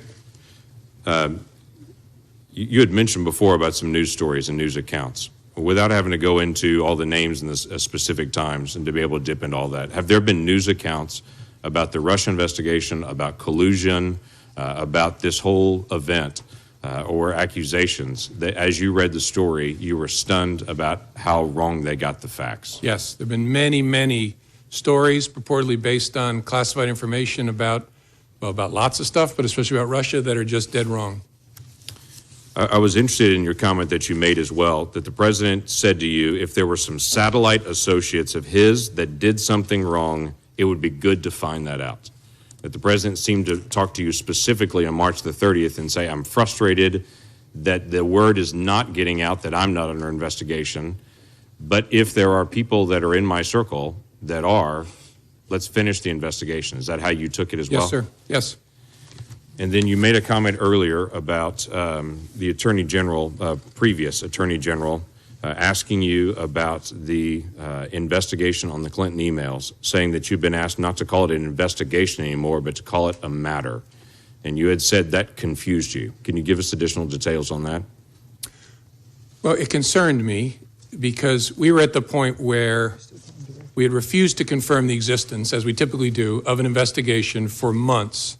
And it was getting to a place where that looked silly because the campaigns were talking about interacting with the FBI in the course of our work. The Clinton campaign at the time was using all kinds of euphemisms, security review, matters, things like that for what was going on. We were getting to a place where the Attorney General and I were both going to have to testify and talk publicly about it. And I wanted to know, was she going to authorize us to confirm we had an investigation? And she said, yes, but don't call it that, call it a matter. And I said, why would I do that? And she said, just call it a matter. And again, you look back in hindsight, you think, should I have resisted harder? I just said, all right, this isn't a hill worth dying on. And so I just said, okay, the press is going to completely ignore it. And that's what happened. When I said, we have opened a matter, they all reported the FBI has an investigation open. And so that concerned me because that language tracked the way the campaign was talking about the FBI's work, and that's concerning. It gave the impression that the campaign was somehow using the same language as the FBI because you were handed the campaign language and told to be able to use the campaign language. And again, I don't know whether it was intentional or not, but it gave the impression that the Attorney General was looking to align the way we talked about our work with the way a political campaign was describing the same activity, which was inaccurate. We had a criminal investigation open. as I said before, the Federal Bureau of Investigation. We had an investigation open at the time, and so that gave me a queasy feeling. Thank you. Senator Manchin. Thank you, Mr. Chairman. Thank you, Mr. Comey. I appreciate very much you being here.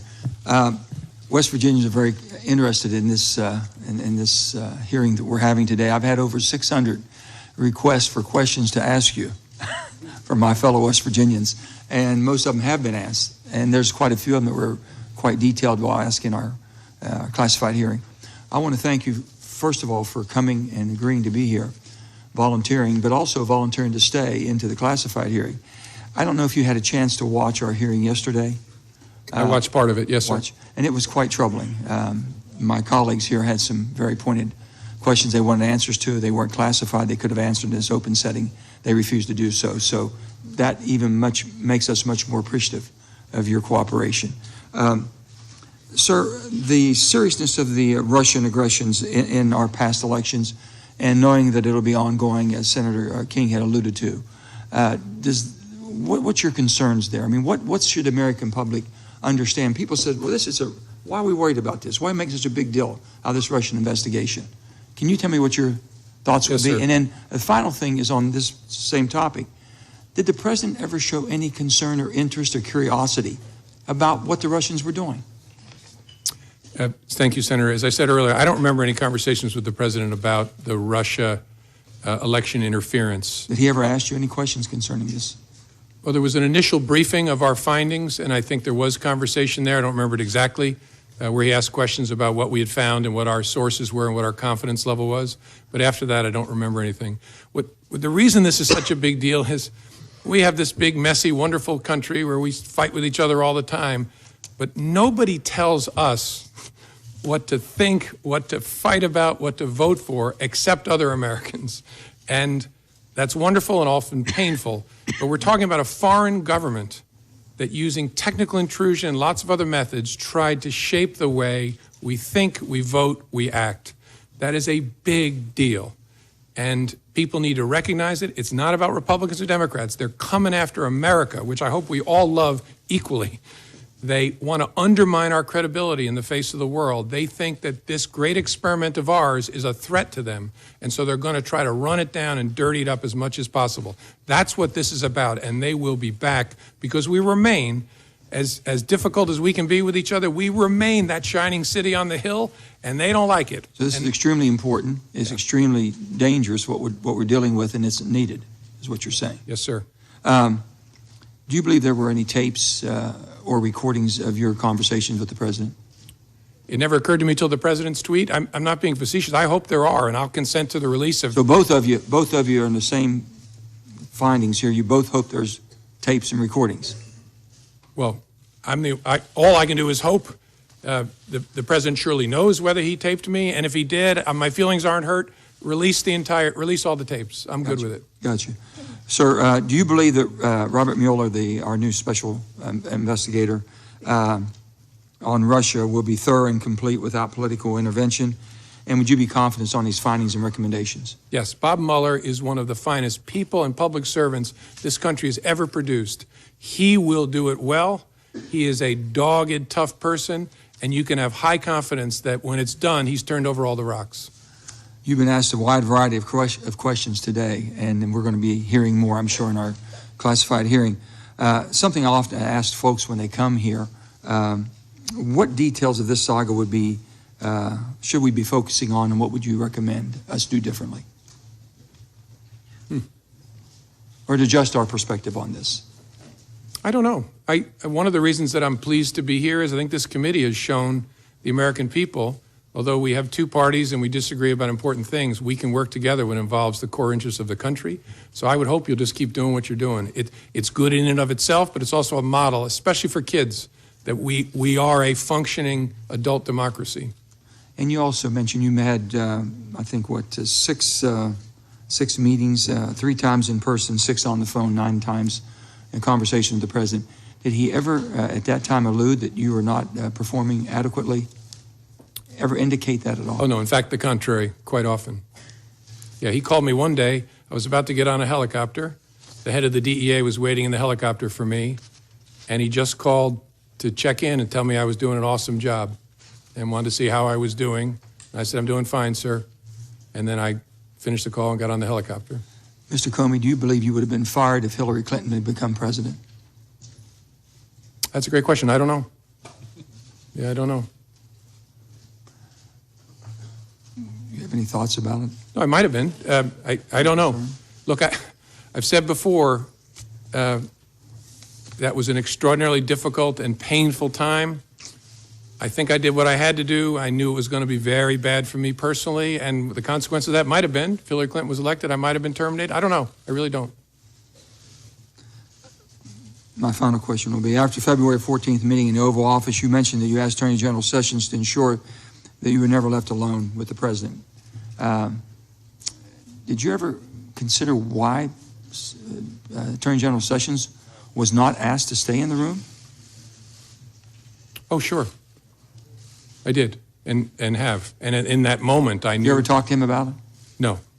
You never had a discussion with Jeff Sessions on this? No, not at all. On any of your meetings? No. Did he inquire? Did he show any inquiry whatsoever? What was that meeting about? No. Oh, you're right. I did say to him, I'd forgotten this, when I talked to him and said, you have to be between me and the president, and that's incredibly important, and I forget my exact words, I passed along the president's message about the importance of aggressively pursuing leaks of classified information, which is a goal I share, and I passed that along to the Attorney General. I think it was the next morning in a meeting, but I did not tell him about the Flynn part. Do you believe this will rise to the obstruction of justice? I don't know. That's Bob Mueller's job to sort that out. Thank you, sir.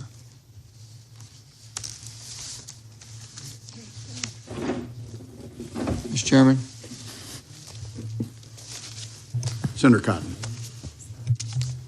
Mr. Comey, you encouraged the president to release the tapes. Will you encourage the Department of Justice or your friend at Columbia, or Mr. Mueller, to release your memos? Sure. You said that you did not record your conversations with President Obama or President Bush in memos. Did you do so with Attorney General Sessions or any other senior member of the Trump Department of Justice? No. Did you? I'm sorry. Did you record conversations and memos with Attorney General Lynch or any other senior member of the Obama Department of Justice? No, not that I recall. In your statement for the record, you cite 9 private conversations with the president, 3 meetings, and 2 phone calls. There are 4 phone calls that are not discussed in your statement for the record. What happened in those phone calls? The president called me, I believe, shortly before he was inaugurated as a follow-up to our conversation, private conversation on January the 6th. He just wanted to reiterate his rejection of the allegation and talk about, he'd thought about it more and why he thought it wasn't true, the verified and unverified and salacious parts. And during that call, he asked me, again, hope you're going to stay, you're doing a great job. And I told him that I intended to. There was another phone call that I mentioned, I think was, could have the date wrong, March the 1st, where he called just to check in with me as I was about to get on the helicopter. There was a secure call we had about an operational matter that was not related to any of this, about something the FBI was working on. He wanted to make sure that I understood how important he thought it was. A totally appropriate call. And then the 4th call, I'm probably forgetting. I may have meant the call when he called to invite me to dinner. I'll think about it as I'm answering other questions, but I think I got that right. Let's turn our attention to the underlying activity at issue here, Russia's hacking into those emails and releasing them, and the allegations of collusion. Do you believe Donald Trump colluded with Russia? It's a question I don't think I should answer in an open setting. As I said, that when I left, we did not have an investigation focused on President Trump. But that's a question that'll be answered by the investigation, I think. Let me turn to a couple statements by one of my colleagues, Senator Feinstein. She was the ranking member on this committee until January, which means she had access to information that only she and Chairman Burr did. She's now the senior Democrat on the Judiciary Committee, meaning she has access to the FBI that most of us don't. On May 3rd, on CNN's Wolf Blitzer show, she was asked, do you have evidence that there was in fact collusion between Trump associates and Russia during the campaign? She answered, not at this time. On May 18th, at the same show, Mr. Blitzer said, the last time we spoke, Senator, I asked if you had actually seen any evidence of collusion between the Trump campaign and the Russians, and you said to me, and I'm quoting you now, you said, not at this time. Has anything changed since we last spoke? Senator Feinstein said, well, no, it hasn't. Do you have any reason to doubt those statements? I don't doubt that Senator Feinstein was saying what she understood. I just don't want to go down that path, first of all, because I'm not in the government anymore, and answering in the negative, I just worry leads me deeper and deeper into talking about the investigation in an open setting. I'm always trying to be fair. I don't want to be unfair to President Trump. I'm not trying to suggest by my answer something nefarious, but I don't want to get into the business of saying not as to this person, not as to that person. On February 14th, the New York Times published a story, the headline of which was, Trump campaign aides had repeated contacts with Russian intelligence. You were asked earlier if that was an inaccurate story, and you said in the main.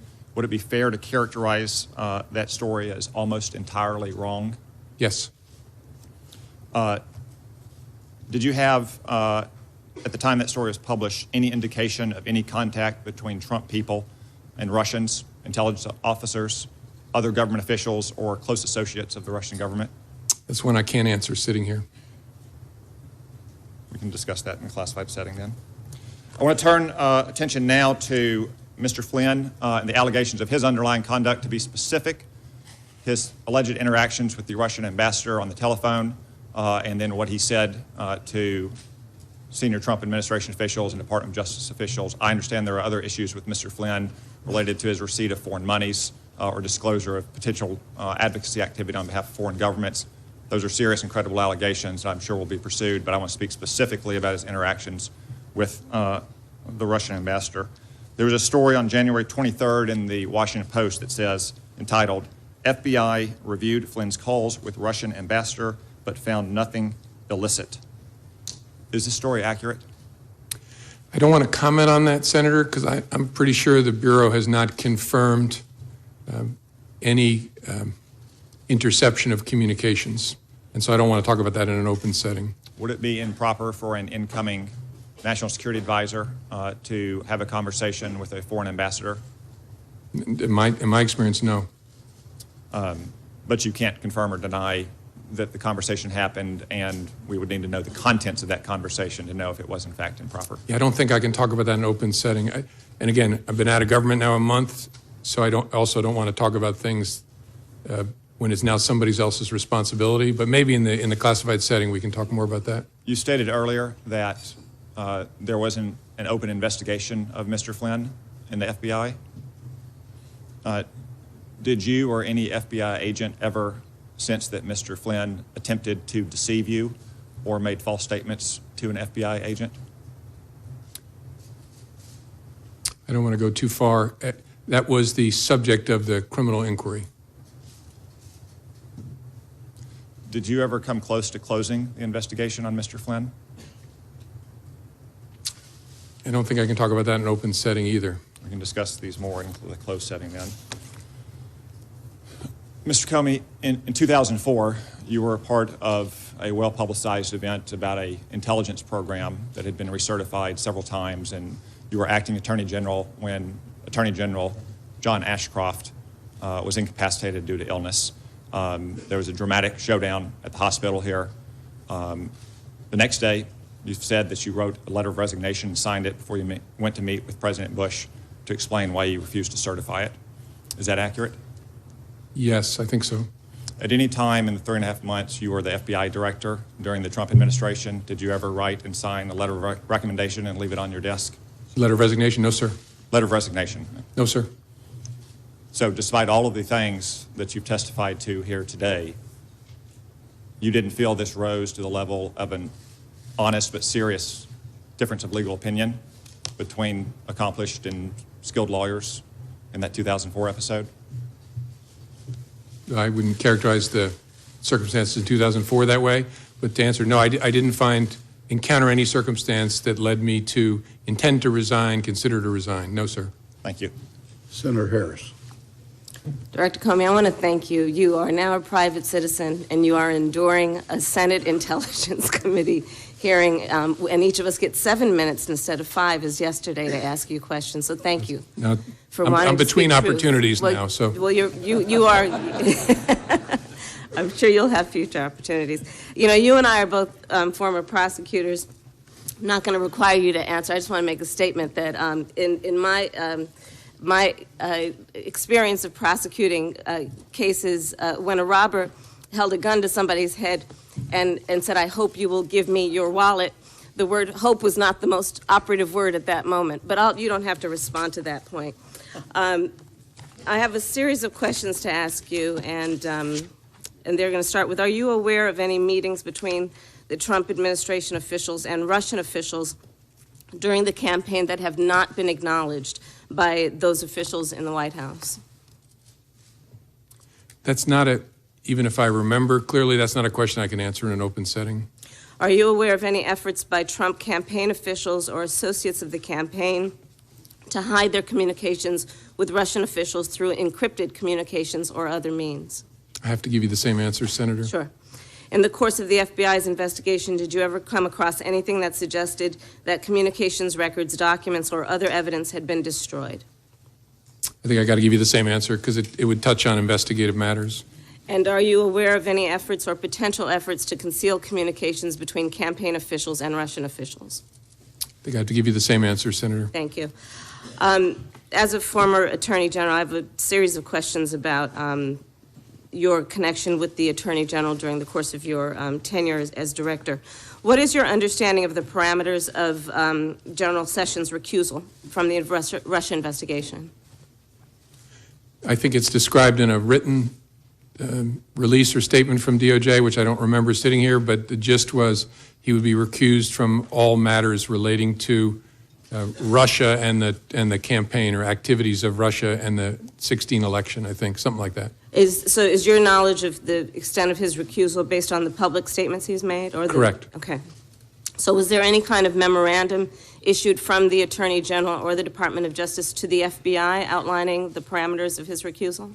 Not that I'm aware of. And do you know if he reviewed any FBI or DOJ documents pertaining to the investigation before he was recused? I don't know. And after he was recused? I'm assuming it's the same answer. Same answer. And aside from any notice or memorandum that was not sent or what mechanism or processes were in place to ensure that the Attorney General would not have any connection with the investigation, to your knowledge? I don't know for sure. I know that he had consulted with career ethics officials that know how to run a recusal at DOJ, but I don't know what mechanism they set up. And the Attorney General recused himself from the investigation, but do you believe it was appropriate for him to be involved in the firing of the chief investigator of that case, of that Russia interference? That's something I can't answer sitting here. It's a reasonable question, but that would depend on a lot of things I don't know. Like, what did he know? What was he told? Did he realize that the president was doing it because of the Russia investigation? Things like that. I just don't know the answer.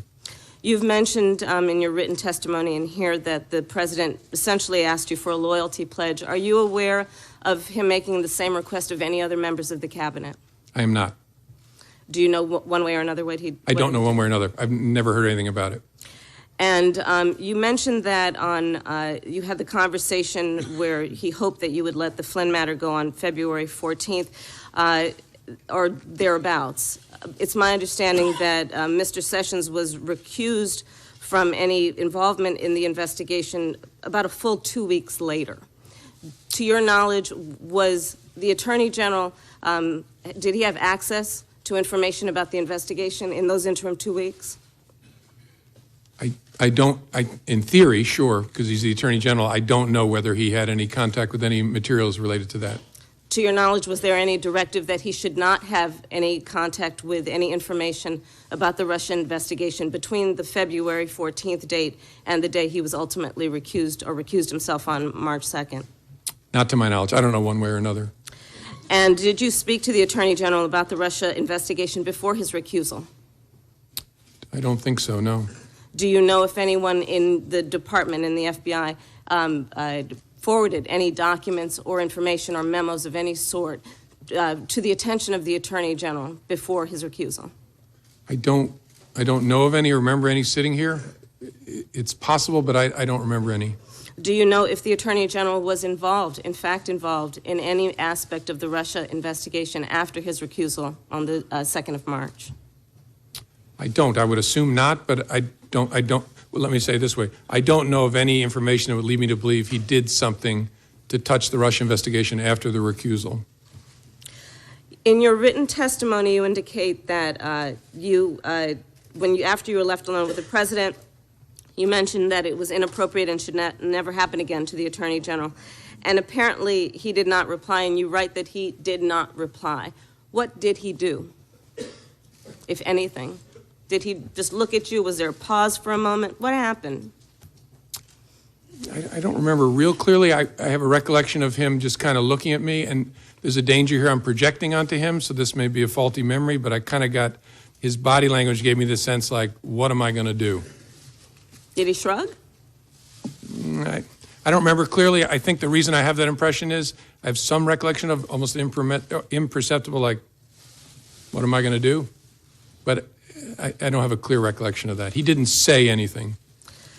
And on that same February 14th meeting, you said you understood the president to be requesting that you drop the investigation. After that meeting, however, you received 2 calls from the president, March 30th and April 11th, where the president talked about a cloud over his presidency. Has anything you've learned in the months since your February 14th meeting changed your understanding of the president's request? I guess it would be what he has said in public documents or public interviews? Correct. Okay. And is there anything about this investigation that you believe is in any way biased or is not being informed by a process of seeking the truth? No. The appointment of a special counsel should offer great, especially given who that person is, great comfort to Americans, no matter what your political affiliation is, that this will be done independently, competently, and honestly. And do you believe that he should have full authority, Mr. Mueller, to be able to pursue that investigation? Yes, and knowing him well over the years, if there's something that he thinks he needs, he will speak up about it. Do you believe he should have full independence? Oh, yeah. And he wouldn't be part of it if he wasn't going to get full independence. Thank you. Senator Cornyn. Thank you, Mr. Chairman. Mr. Comey, I'll repeat what I've said at previous hearings, that I believe you're a good and decent man who's been dealt a very difficult hand, starting back with the Clinton email investigation. And I appreciate your willingness to appear here today voluntarily and answer our questions and cooperate with our investigation. As a general matter, if an FBI agent has reason to believe that a crime has been committed, do they have a duty to report it?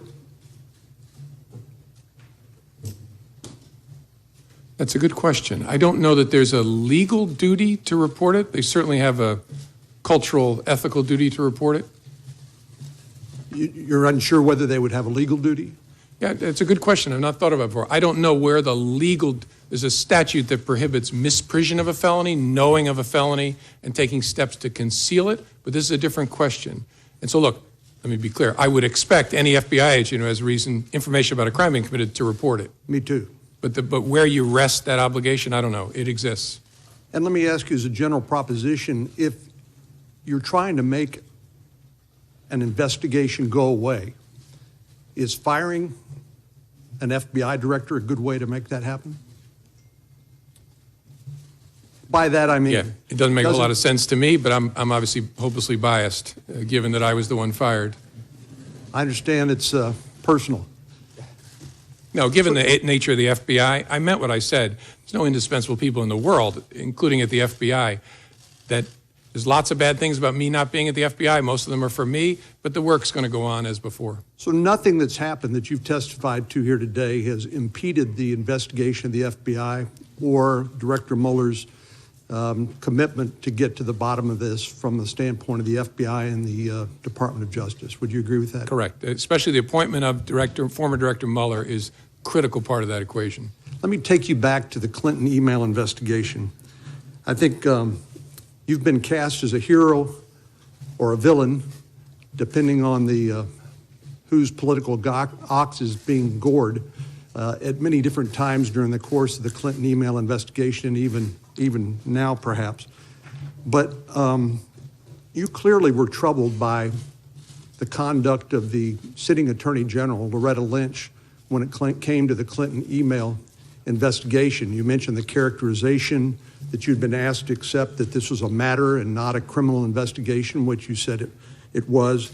There was the matter of President Clinton's meeting on the tarmac with the sitting Attorney General at a time when his wife was subject to a criminal investigation, and you suggested that perhaps there are other matters that you may be able to share with us later on in a classified setting.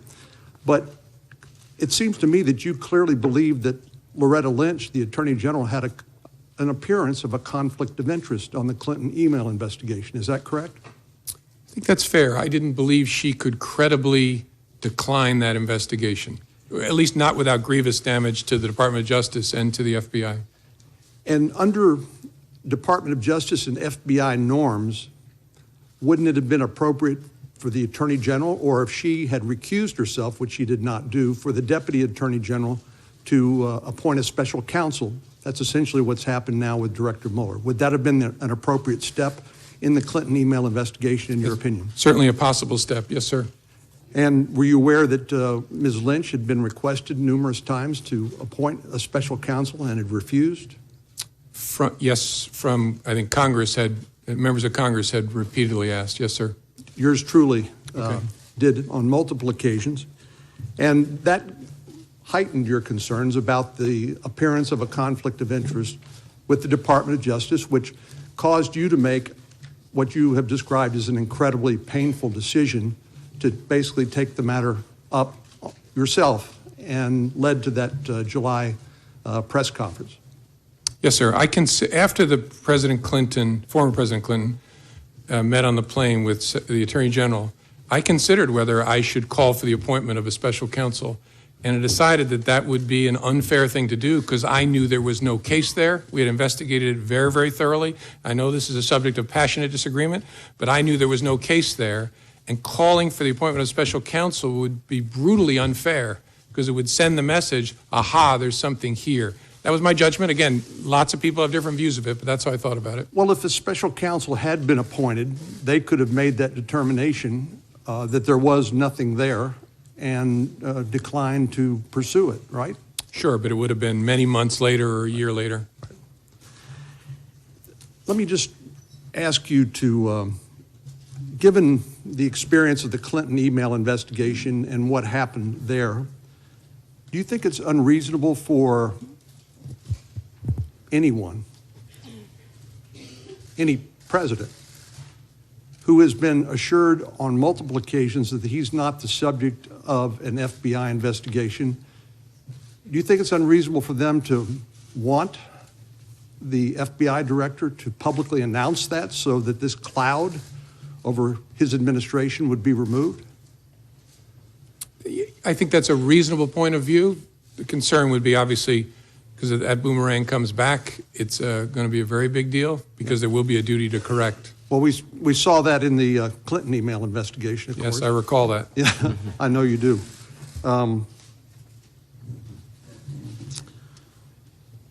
So let me ask you finally, in the minute that we have left, there was this conversation back and forth about loyalty, and I think we all appreciate the fact that an FBI director is a unique public official in the sense that he's a political appointee in one sense, but he has a duty of independence to pursue the law pursuant to the constitutional laws of the United States.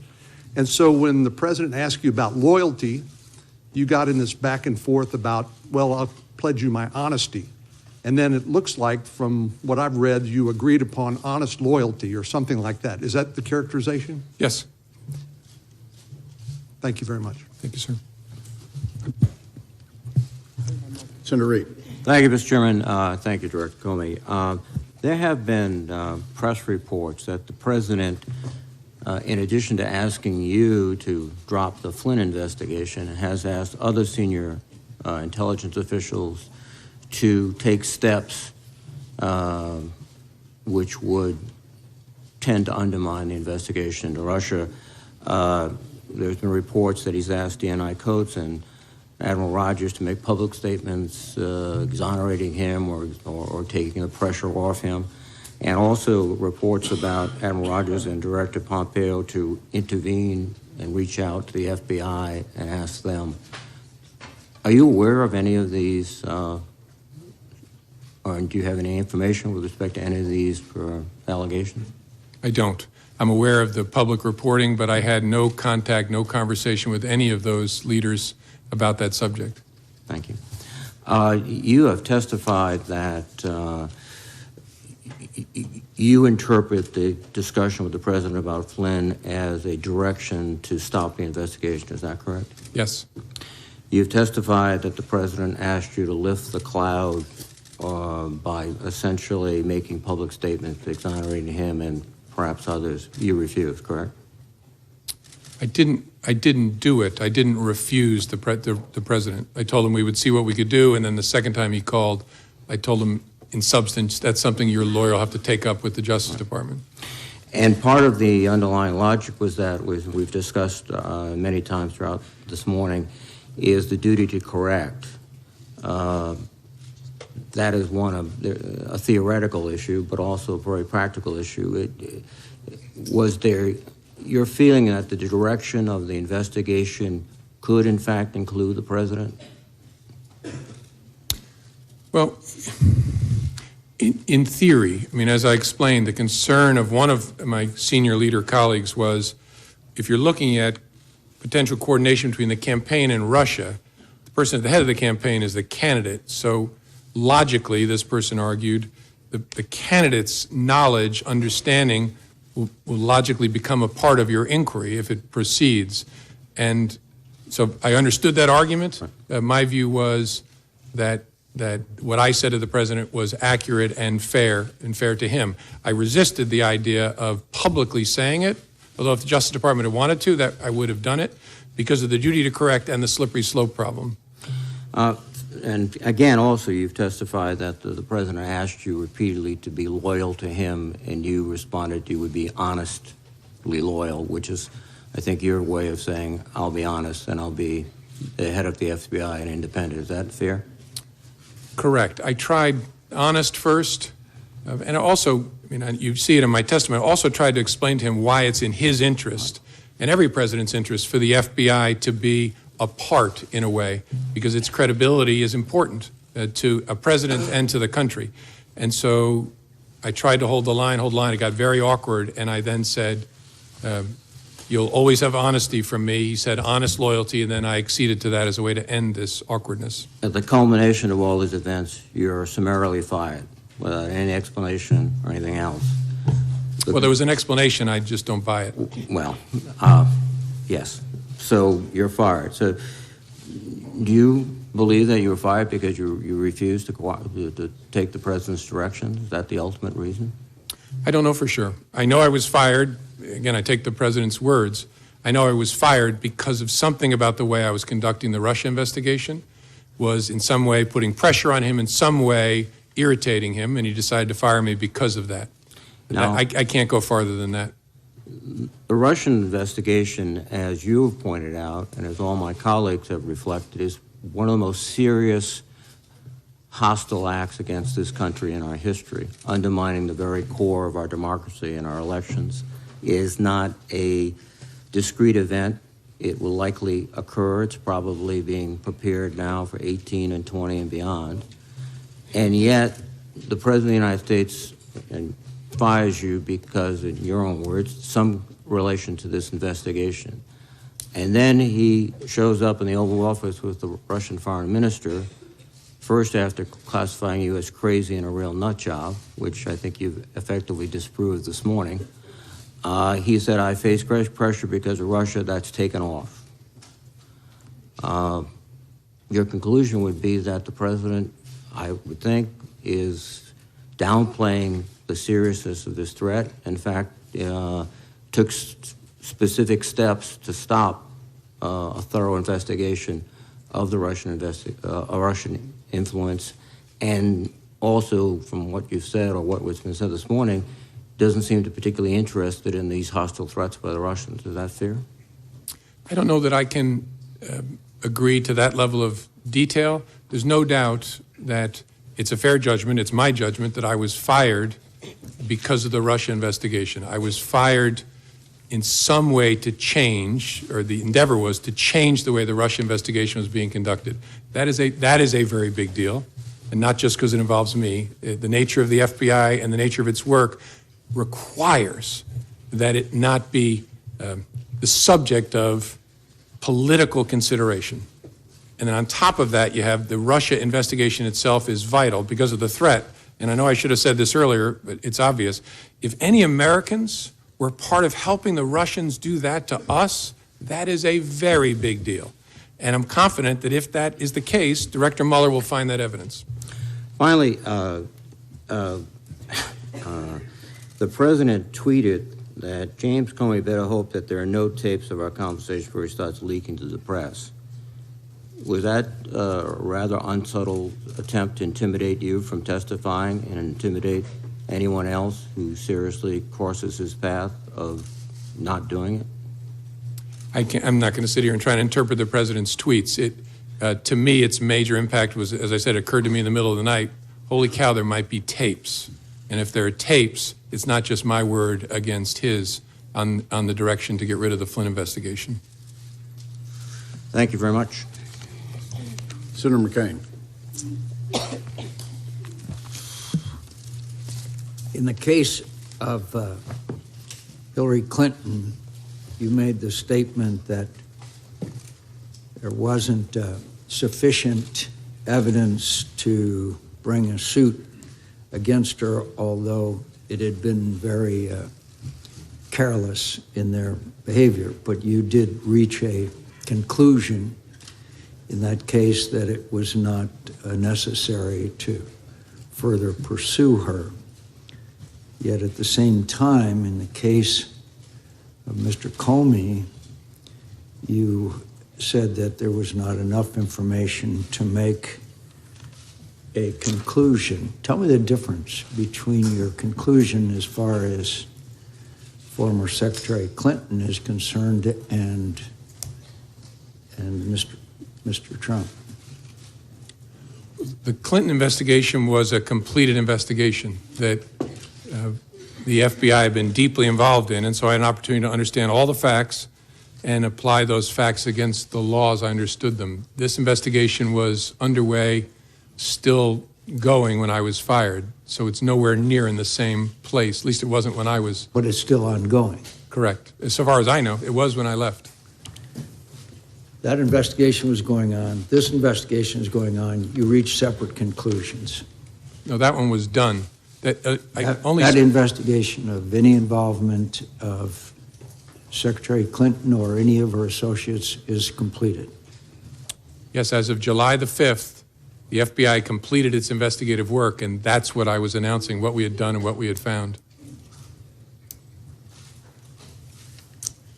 Well, at least in the minds of this member, there's a whole lot of questions remaining about what went on, particularly considering the fact that, as you mentioned, it's a, quote, big deal as to what went on during the campaign.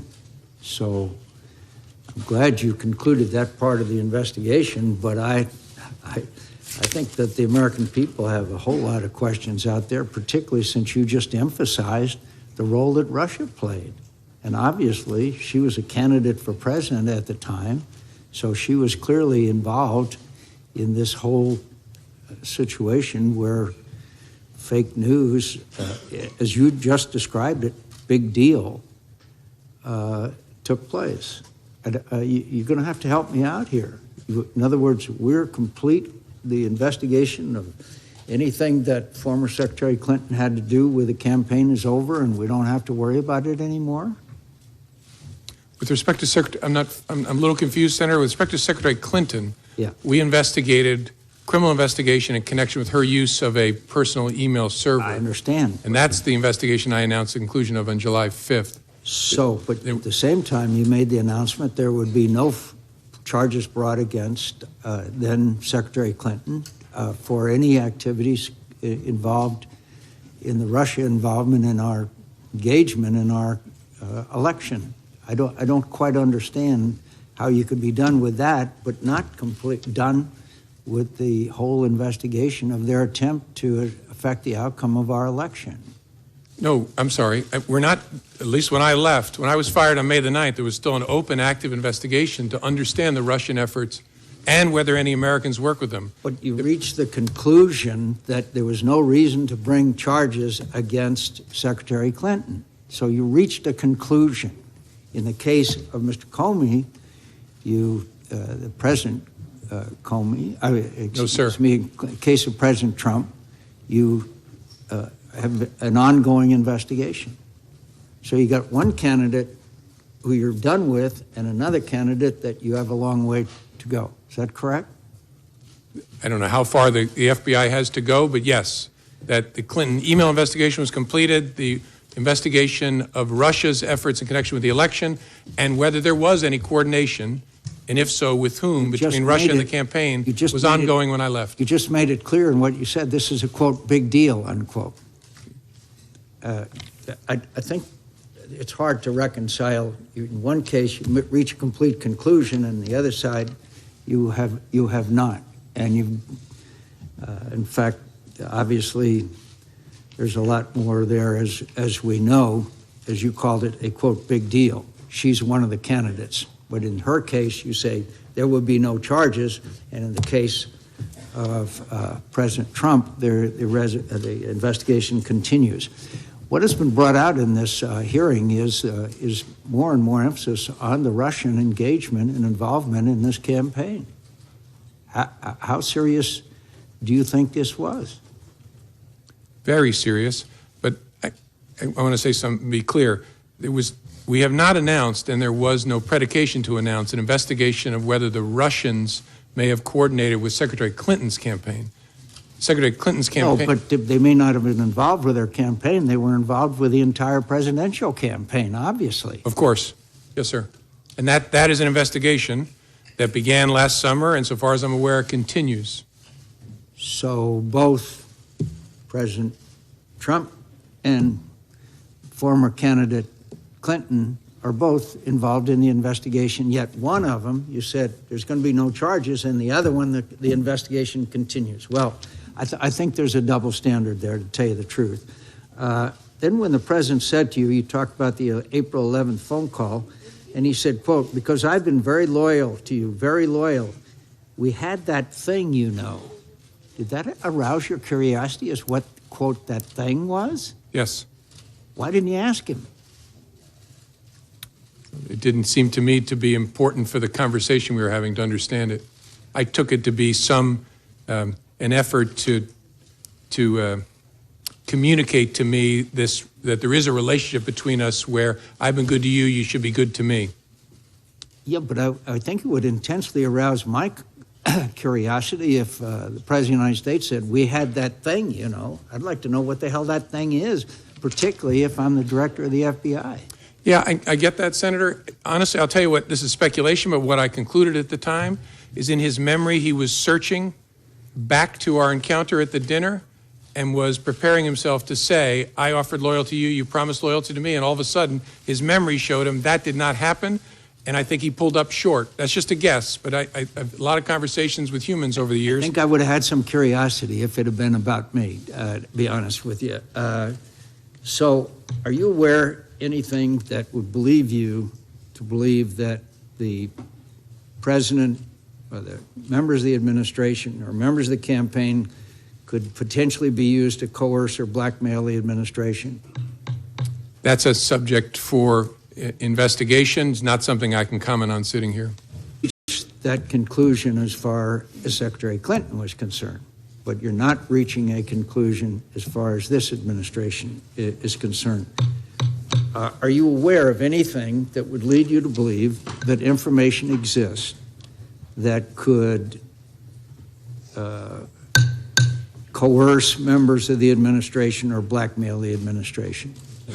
That's not a question I can answer, Senator. Senator's time's expired. Thank you. All time's expired for the hearing. Can I say for members, we'll reconvene promptly at 1 p.m. In the hearing room. We have a vote scheduled for 1:45. I would suggest that all members promptly be there at 1 o'clock. We have about 3 minutes. I'd like to have order.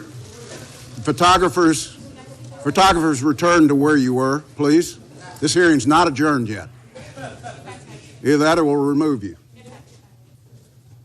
To members, we have about 3 minutes of updates that we would love to cover as soon as we get into the closed session before we have an opportunity to spend some time with Director Comey. Based on our agreement, it would be my intentions to adjourn that closed hearing between 2 and 2:10 so that members can go vote, and I would urge you to eat at that time. Jim, several of us on this committee have had the opportunity to work with you since you walked in the door. I want to say personally on behalf of all the committee members, we're grateful to you for your service to your country, not just in the capacity as FBI director, but as prosecutor, and more importantly, being somebody that loves this country enough to tell it like it is. I want to say to your workforce that we're grateful to them with the level of cooperation that they have shown us, with the trust we've built between both organizations, the Congress and the Bureau. We couldn't do our job if it wasn't for their willingness to share candidly with us the work that we need to see. This hearing's the 9th public hearing this committee has had this year. That is twice the historical year-long average of this committee. I think the Vice Chairman and my biggest challenge when this investigation has concluded is to return our hearings to the secrecy of a closed hearing, to encourage our members not to freely talk about intelligence matters publicly, and to respect the fact that we have a huge job, and that's to represent the entire body of the United States Senate and the American people, to make sure that we work with the intelligence community to provide you the tools to keep America safe, and that you do it within the legal limit or those limits that are set by the executive branch.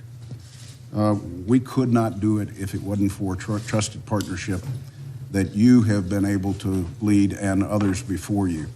So as we depart from this is a pivotal hearing in our investigation. We're grateful to you for the professionalism you've shown and your willingness. I will turn to the Vice Chairman. I simply want to echo, again, the thanks for your appearance. And there clearly still remain a number of questions. And the one thing I want to commit to you, and more importantly, I think, Chairman, I want to commit to all those who are still potentially watching and following. There's still a lot of unanswered questions, and we're going to get to the bottom of this. We're going to get the facts out. The American people deserve to know. There's the questions around implications of Trump officials and the Russians, but there's also the macro issue of what the Russians did and continue to do. And I think it is very important that all Americans realize that threat is real. It is continuous. It is not just towards our nation. It is all towards all Western democracies, and we have to come to a solution set. Thank you, Mr. Chairman. Director Comey, thank you once again on behalf of the committee. This hearing is adjourned.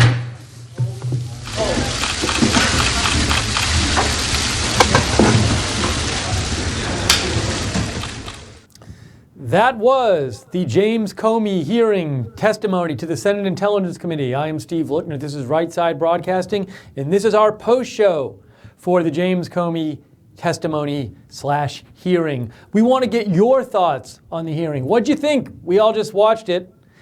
So what are your thoughts on it? Did you like it? Did you not like it? Anything particular that you thought was especially important or not important? Give me a shout. I'll read your comment on the air, or I'll take your question on the air. You can reach me on Twitter at Lookner, at Lookner, or you could email me at steve.lookner@rsbn.tv. We're ready to get into it. This is Right Side Broadcasting. Hope you've been enjoying our coverage today. We've done a pre-show and also our coverage of the actual testimony. And for those of you who don't know, we are viewer supported. We give you an alternative to the mainstream media. So if you're enjoying our coverage today and you'd like to donate, you can go to rsbn.tv/donate, rsbn.tv/donate. Or if you're watching on YouTube, you can just click the dollar sign at the bottom of the chat room on YouTube. If you click the dollar sign, that lets you donate that way. So again, you help us stay on the air. We really appreciate it. Okay, so again, feel free. I'd love to hear. I want to hear what you thought about the testimony today, about this whole event. My Twitter address and my email address are on your screen right now. So my first reaction to this today, I'll give my initial reaction to this, is, did we really learn anything new that was that important? I mean, if you watch the pre-show, you know that was my thought going in, that this whole thing was kind of overblown and that I didn't think we were going to learn much new, if anything important new, because we already had 6 pages of testimony from James Comey that he'd already given out yesterday. And, you know, I don't know. I mean, there's little things here and there, but I didn't see anything huge. So, like, I can tell you what I think the mainstream media will do. They'll take, like, a soundbite where James Comey says something like, you know, I thought I needed to write this stuff down after I met with President Trump because I thought that, like, you know, he couldn't be trusted to not lie about it after or something like that? Or, you know, I don't know. So, but there were things like that when he said stuff, and it was just like, it was like stuff that had come out before, like stuff that had already come out when the original memos were leaked. But the press will take that like it's new information, I feel like. And it was definitely stuff that was out yesterday in this document. Well, a lot of it, I mean, there was stuff in this document. So my point is, I think the press will take these comments that are not new news about Comey's negative inferences about the president. It's not like negative judgments Comey made about, like, say, the president's personality, the president's tendencies, and they'll run with that like it's some huge new news when it's not huge new news. So that's what I think. That's my personal guess is what the media will do. I don't know for sure, but that's what I'm thinking. But anyways, I want to hear what you think about all of this. So give me a shout on Twitter, @Lookner, @LOOKNER, or email me, steve.lookner@rsbn.tv. You know, there was also, actually, Connor let's see, is this from... Sorry, that was a message I got, but that was on the British election, which we will be covering, but later today. Let's see. America First writes in, Comey committed perjury. He previously testified under oath that no one has pressured him to end an investigation. But then today he said he felt like President Trump was ordering him to end the investigation into Flynn when he said, I hope you let this go. Thoughts? Well, so I'd have to go back and look at his testimony. I know there's a soundbite where James Comey says, nobody like in the Justice Department pressured me to end the investigation. But President Trump is not in the Justice Department. So when he answered that question, no, that doesn't conflict with what he said today. So I would need to know more about whether Comey actually specifically said President Trump never pressured him to end the investigation. I don't recall him ever saying that specifically. I might be wrong. Feel free to send me a link if you have a place where he didn't do that. So, you know, that's my thought on that. But also, you know, in terms of, I think it's important. I've seen very bad reporting where, like, for example, the New York Times article today I read on the Comey stuff said Comey's testimony says that President Trump requested that Comey stop investigating Flynn. Now that's not what Comey's testimony says. What Comey's testimony is that the president said, I hope you can let this go. Which technically, if you just look at the words, is not a request. It's like an expression of a desire. And Comey took that as a request. Now, maybe it really was meant to be a request. I don't know. But, it's important here to look at what was actually said and to get clear on what was said versus what is interpretation. So, President Trump requesting that Comey not investigate, let the Flynn investigation drop, that is not something we know for sure. That's an inference that Comey made based on Trump's actual words, which did not actually express a request. The actual words were, I hope you can let this go. So it was an expression of hope. So, but I'm guessing when you watch this if you look in the mainstream media today, there will be plenty of people who just say, Comey said that President Trump requested. And they'll miss like the fact that, you know, a number of the big points that people are taking from Comey's testimony are Comey's interpretation of things. In the same way, like, I'm sure you'll have somebody say, Comey said President Trump, lies and can't be trusted. Well, I don't know enough about President Trump to know exactly the truth about what he says, But that is an interpretation, something like that, rather than, Comey just knowing that for a fact. So I think it's important to get clear on the specifics here and the technical points. Winslow Grimes writes in, Trump vindicated with big assists from Rubio and Republican senators other than McCain.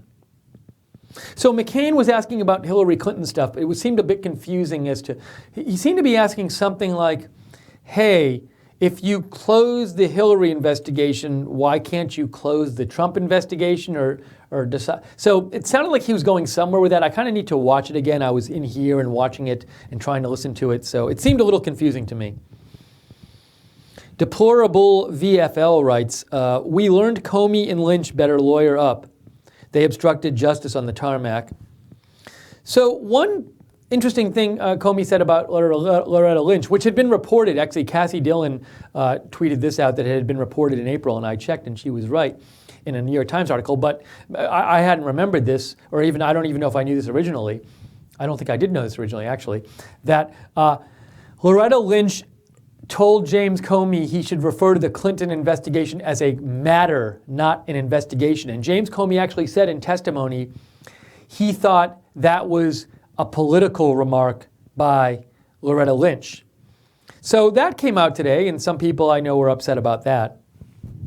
And James Comey also did, this was to me one of the most interesting parts of the testimony, is when James Comey said, he admitted he was responsible for the leak of his memo to the press, the memo that said, that talked about the General Flynn conversation and President Trump saying, hey, could you let this go, this General Flynn investigation go? So James Comey said he was responsible for leaking the memo, and specifically he said he had his friend do it rather than having him do it himself, and his friend is he said his friend's a Columbia law professor.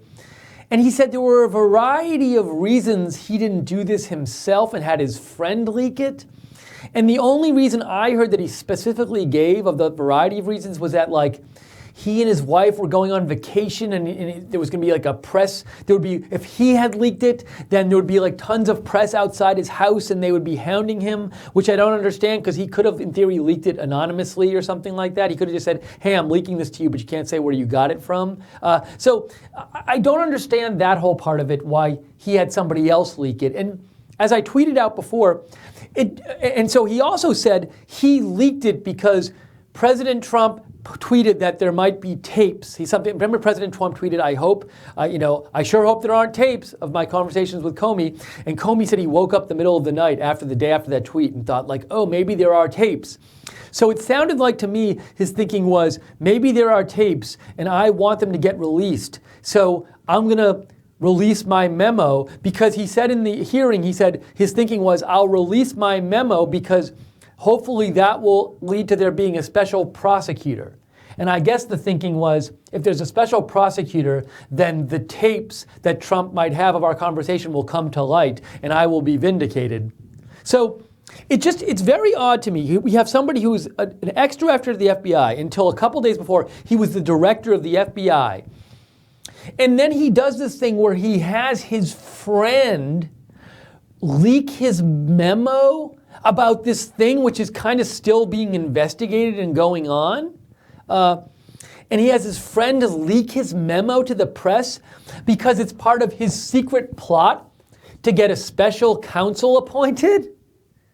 It just seems very odd to me, like this guy is plotting with leaks to get a special counsel appointed, and he's doing it by having his friend leak his memo. I don't know. It just struck me as very strange, the whole thing. Anyway, would like to read more of your comments. We're taking your comments. This is the post show for the James Comey hearing. We're taking your comments. We're reading them on the air. If you want to write in, you can write to me at @Lookner, @LOOKNER. Would love to hear your thoughts on the testimony that just happened. Anything, any opinion, as long as it's clean, I'm happy to read it on the air. So my Twitter account is there, and also you can email me, steve.lookner@rsbn.tv. Hello. Oh, and yes, also feel free, if you like our coverage, subscribe to us on YouTube and click the notifications bell when you do that. And that way you can get notified whenever we do live coverage, whenever we cover news events. We cover a lot of them. You can get notified that way. Also, if you're watching on Facebook, hello, feel free to share our videos. We love when you share our videos. That lets more people know about Right Side. And you can like our videos on YouTube too, because when YouTube sees that you like our videos, they tell more people about us. We're not a big company. We're very small here. We have very little money. We rely on you to stay on the air. So we don't have the money to take out big advertisements everywhere. So your spreading the word about us really helps us. And speaking of that, if you do want to donate and help us out because we are viewer supported, you allow us to stay on the air, you can go to rsbn.tv/donate. That's rsbn.tv/donate. Or if you're watching on YouTube, there's a YouTube chat room right next to the broadcast. Go to the bottom of the chat room. There's a $sign there. Just click on it and that lets you donate. Hello to, thanks to all the moderators, by the way, for moderating the chat rooms today. Very much appreciated. I have another message here. This is, we're also people watching on Twitch. Hello to you as well. We're on Twitch for the first time today. Hello to you as well. So Miss Apropos writes in, I think this is a nothing burger. Comey has palled around with the Clintons for decades. He should be charged with leaking info to his professor friend at Columbia. He leaked info he shouldn't have. The press will twist every slam he spewed about Trump. Shocked that Comey can now read body language, read minds, and makes decisions based on gut feelings and queasy stomach. Should be doing his job per protocol, not his feelings. That's from Angela Ray. Thank you for writing in. One thing I want to mention also, in terms of leaking, because a number of people have written in and have brought up the subject of prosecuting for leaks. I don't know, I don't believe that his memo, that James Comey's memo is classified and that leaking that would count as leaking classified information, which that is a crime. So I don't believe there's any crime against Comey leaking his memo, which would be different than, say, if somebody leaked information that was classified that involved President Trump or something like that. So as far as I know, that's not the case. But if somebody else has information otherwise, feel free to correct me on that. Now, you might also, though, regardless of whether it's classified, there are questions about whether Comey leaking his memo is appropriate. And I think there are legitimate questions about that, especially if he was leaking it to get a special counsel appointed. So it's just this whole weird thing of so if Comey really thinks a special counsel should be appointed, why not just have a press conference and say, here's why I think the special counsel should be appointed? Why try to do it in a surreptitious way where you leak a memo, you don't even let the public know that you're actually the one leaking it, and your goal in leaking it, which you're also not letting the public know, is that eventually this results in a special counsel getting appointed. That just seems odd, to me, to have this guy who's the ex-FBI director, who's supposed to be he's a very high government official, to be acting in that way. Again, that's just me. Maybe it's not odd. I don't know. I just find it kind of odd. Let's see. Polyphilosophy writes in, how can Comey have no doubt that Russia hacked the DNC and DCCC without ever looking at the servers? CrowdStrike is even unsure. Seems like an extremely careless statement. CrowdStrike, the company who looked at the servers, have walked back claims hacks certainly came from Russia. How can Comey then still hold that he has no doubt? Thank you, Polyphilosophy, for writing in. Sounds like you study political philosophy. I used to study philosophy. That's very interesting stuff. Nalaka Zimande writes in, any comments on sources saying that ISIS have killed the 2 Chinese nationals who were kidnapped from Quetta on 24 May? I have no comment because I have not been following it today. I will look up the news later. I've been just paying attention to the briefing. So unfortunately, I cannot address any of your questions that are not on the briefings really, because or the hearings, Comey hearings, because that's what I was following. Rachel Dillon says, I find it hard to believe that a man as educated as Comey with his level of intelligence thinks his interpretation an appropriate answer when he is in the business of giving and receiving orders. Lynch gave him an order. Trump stated he had hope. When did a motion become a direct order? I'm not buying that answer. Thank you, Rachel, for writing in. Serini Kelly writes in, what color purple is your shirt?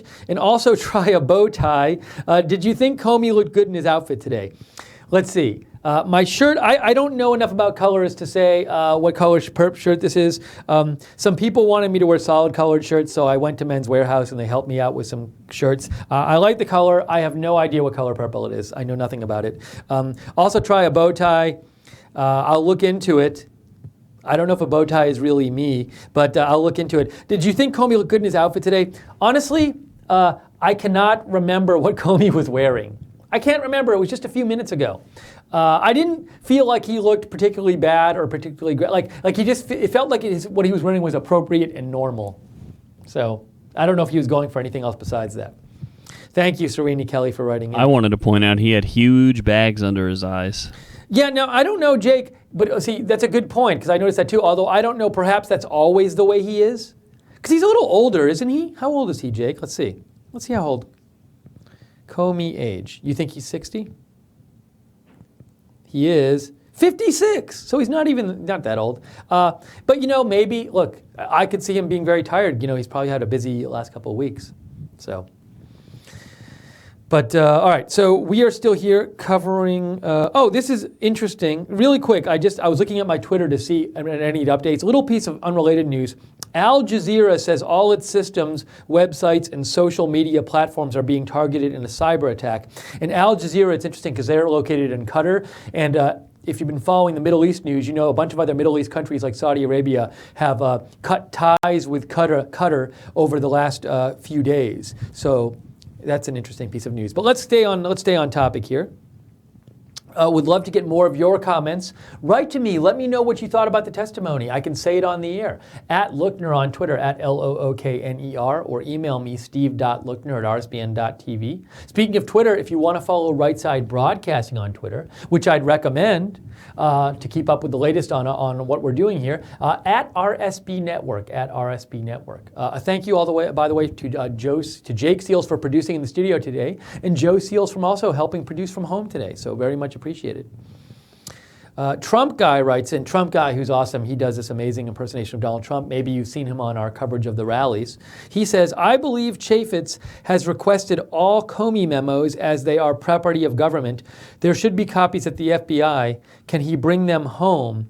So in terms of, now did Chaffetz already stop serving? I can't remember this. Because I saw Chaffetz on Fox yesterday and I was like, has he already stopped? But anyways, I got to check this. I did see reported, though, that it was tweeted out toward the end of the briefing that the guy who's the professor at Columbia who leaked the memo said he was going to provide the memo to, I don't know, was it the media or was it Congress? He said he was going to provide the memo to people who asked for it. So it sounds to me like that Comey memo is going to be given to the Senate eventually, the Senate committee. In terms of all the Comey memos, you say, whether you're saying, can they be requested as they are property of the government?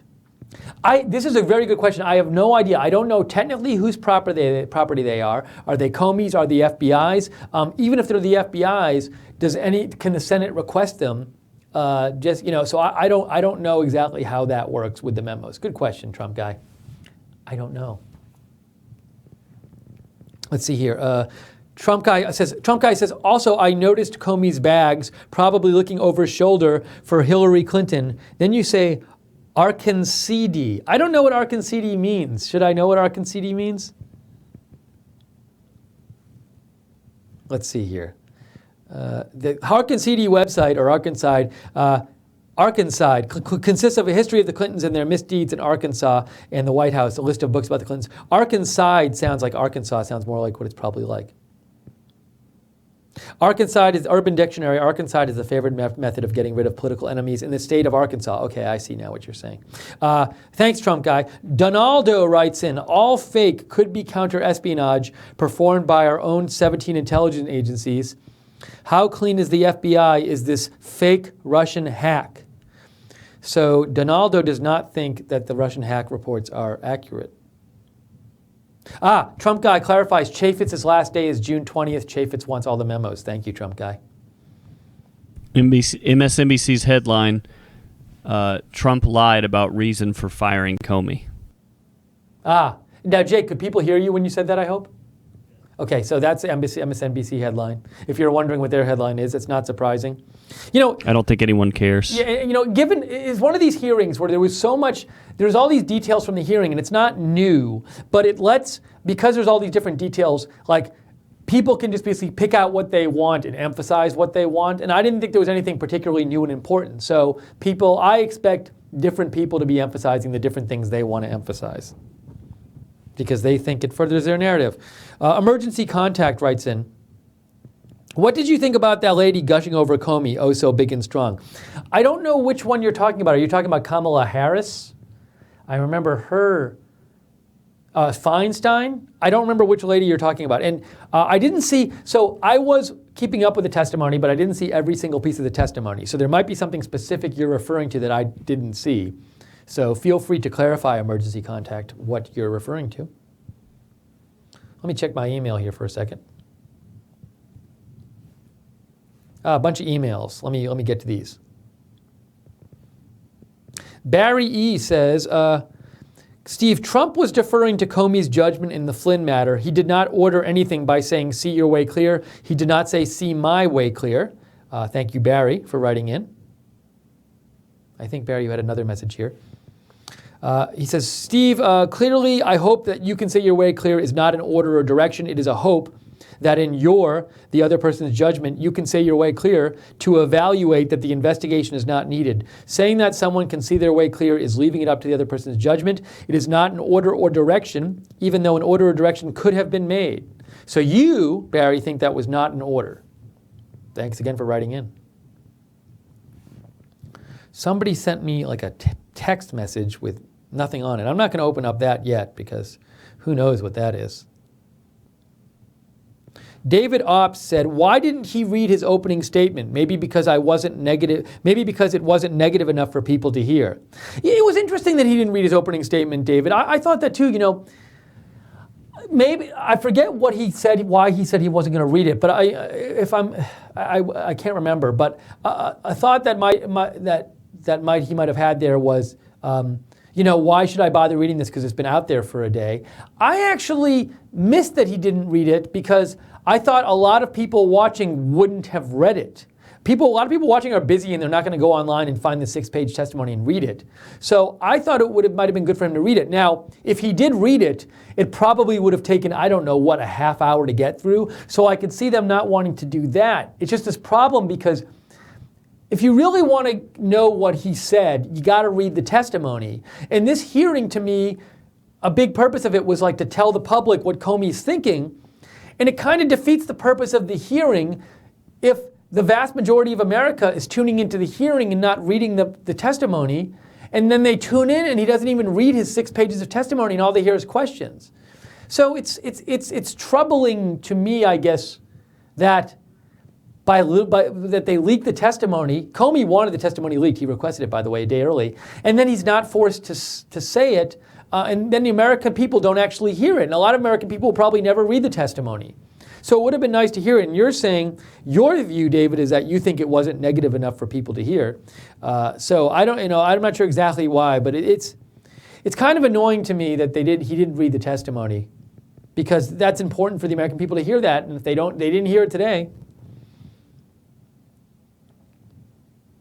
And hey, if it takes an extra half an hour, then make the meeting an extra half an hour. That's my thought. Eddie Ramos writes in, do you think this will be the beginning of impeachment for President Trump? I actually do not. When the Comey memo was first leaked and it came out that President Trump might have said something like, hey, can you not investigate? When it looked like President Trump might have requested that Comey not investigate, drop the Flynn investigation, I said, maybe he could be impeached. But impeachment is a House proceeding, so the House of Representatives, which is controlled by the Republicans, has to decide to impeach. And to me, all we know about that meeting from James Comey is that President Trump said, I hope, you can find a way to let this go. We also know that James Comey testified that he did not think President Trump was bringing up the Flynn investigation as part of a plot to get James Comey to stop the whole Russia investigation. James Comey said when President Trump said that to me about the Flynn investigation, about letting it go, I didn't take him as saying I should stop the whole Russia investigation or stop the investigation into collusion between the Trump campaign and Russia. So given that all Comey said is that President Trump said, I hope you can let this go, and James Comey himself didn't think this was part of President Trump trying to protect himself personally, I can't really see right now the House voting to impeach President Trump for that. I can't see it, honestly. So I don't think he'll be, unless some huge new information comes out we don't know. Based on the information we know now about President Trump, related to Comey and Flynn and Russia and whatever else, I cannot see them impeaching him over this. I can't. Now, if it was a Democratic House, I maybe could. I don't think that impeachment would be warranted given what we've seen, but I think a Democratic House, if they wanted to be really partisan about it, could impeach him, but it's not a Democratic House right now. So I don't think I don't think at this point it's leading to impeachment. I personally don't think it's leading to criminal charges at this point either for President Trump. But I could be wrong. Let's see. Donaldo says, how much more dangerous is Russia compared to this nation's media sources? Trump did no wrongdoing. Comey has inconsistent process. Thank you, Donaldo. Truth Serum Guy writes, J. Edgar Comey is a slimy swamp creature. Now, I did tweet out earlier something that struck me today it's related to what Truth Serum Guy wrote me. I tweeted out earlier that Comey seems to have this pattern of going rogue. And what I'm saying is he has this pattern of kind of doing his own thing, kind of not with regard for like following formal procedure. So when he had that Hillary press conference where he said, hey, Hillary shouldn't be charged, but here's all this stuff about the investigation. There were numerous things about that press conference that didn't follow procedure. It's not his decision technically to say whether Hillary should be charged or not. And he said what his recommendation is, which he wasn't really supposed to do as far as I'm aware. And also, if somebody's not going to be charged, you normally wouldn't release all this information about the investigation of them and also like say negative things about them in the same way. Well, you just say, hey, we're not charging them with anything. So now he's given reasons why he did this, but like he basically went off on his own and did this for his own reasons, and it wasn't following procedure. Similarly, I think there's this other. He didn't tell the Attorney General or Deputy Attorney General after the meeting with President Trump, where President Trump said, "Hey, I hope you can let this Flynn thing go." Comey says he was troubled by it, but he didn't tell the Attorney General or Deputy Attorney General. And when you read in the testimony his reasoning for not doing so, it's things like, well, it seemed like the Attorney General wasn't going to be around that long before recusing himself. And it seemed to me like the Deputy Attorney General was probably going to, in a couple of weeks, recuse himself as well. So you're getting in this position where like Comey's choosing whether to tell the Attorney General or Deputy Attorney General based on like his predictions that there might be that they would recuse themselves in a couple weeks. I can't imagine that that's what the procedure says to do. Now, maybe there's no procedure about this. I have to imagine, I would think there is a procedure saying what Comey should do with this information. If there isn't, that's a huge problem that there isn't such a procedure. But if there is, I have to imagine that procedure does not say like, decide whether to tell the Attorney General based on your predictions about whether they'll recuse themselves. So, that's another case to me where James Comey did this really important action, just not really following any strict procedure in doing so and just doing it based on his own kind of like gut feelings and predictions. And there was another case about this. What was the third one? There was a third case where I talked about when I mentioned he has this tendency to go rogue. Where is it here? When he said today that he leaked his memo through his friend to the press the day after he was fired because he was trying to get a special counsel appointed. So he literally said this in his testimony numerous times. He said, well, when President Trump tweeted there might be tapes, I thought it would be good to get a special counsel appointed. So what I did is I personally had my friend leak my memo to the media in order to get because I thought that might lead to a special counsel appointed. That's just like, he's like making this, he's like secretly plotting through this subterfuge to get a special counsel appointed. And to me, it's just, he has this pattern of like, and again, these are really important things. Like, he's announcing things about a presidential candidate with the Hillary press conference, and he's leaking a memo about President Trump to the national press, and he's deciding whether to tell the Attorney General or the Deputy Attorney General about this meeting he had with President Trump. These are really important things with really important consequences, and he's just like, he's like taking these actions not based on any procedure, and he's not following any official procedure. It's based on like his feelings and his whims and his plotting, and it seems, and these are only the ones we know about, and it seems kind of weird to me. Let me say this also.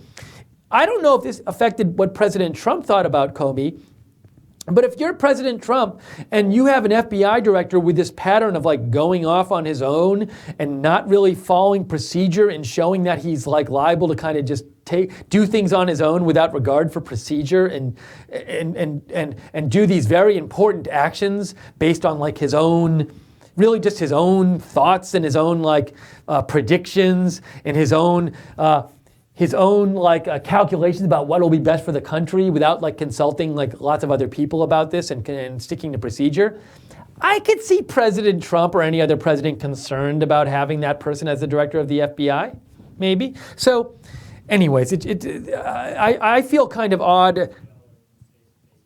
Oh, we just got a donation of $50 from Safe Space Comedy. That's really cool. Thank you so much. That's very generous. We really appreciate it. So anyways, I just think, regardless of all the stuff with the hearings and everything, just to me, when I heard when I heard Director Comey, I meant Director Comey and I said President Flynn. It's been a long day, but I woke up early. But when ex-Director Comey said the story about telling the press, telling his friend to leak his memo to the press to try to get a special counsel appointed, it's just like, it's when you look at the pattern of his behavior, I find it a bit worrisome, that pattern, in somebody with such a high government office, especially somebody who's like the FBI director. You'd think like they'd really want to stick to procedure. And like, look, maybe he's like, I don't doubt that he's probably a really smart guy. Maybe he's a really nice guy. Maybe he's a great employee. I don't know. It's just from the outside, from my perspective, I find it worrying to have somebody in that position doing what I call going rogue in this pattern of activities. That these are just the ones we know about publicly. And I have to imagine those aren't the only 3 actions where he's done something like that. It seems like that's what he does. And look, maybe FBI directors normally do that kind of thing. That would worry me if that was the case. It's very worrying that he's like doing all these actions, all these very important consequential actions on his own without consulting procedure. So, Steve, I need to butt in and let Yes. people know. I understand people are asking about President Trump's attorney that's about to speak live. I don't think we have a feed of that we can use, but we're working on that right now. Okay. It may be on a separate stream, but I just wanted to let everybody know that's watching. I can see you talking about it in the chat. Yes. And unfortunately, I don't think I'm going to be able to put it on this stream. I will update people. Thank you, Jake, for saying that. President Trump's attorney is delivering a statement following the Comey hearing. And as Jake said, thank you, Jake, we're not going to show you that feed because we don't have access to it. But I'm going to, as it's tweeted out, I will tell you what's being said. So let's see here. Let me see if there's any actual tweets about it yet. Jake, he's not speaking yet, is he? Okay, so when he comes on the air, if we don't have it, I will update you with what he's saying.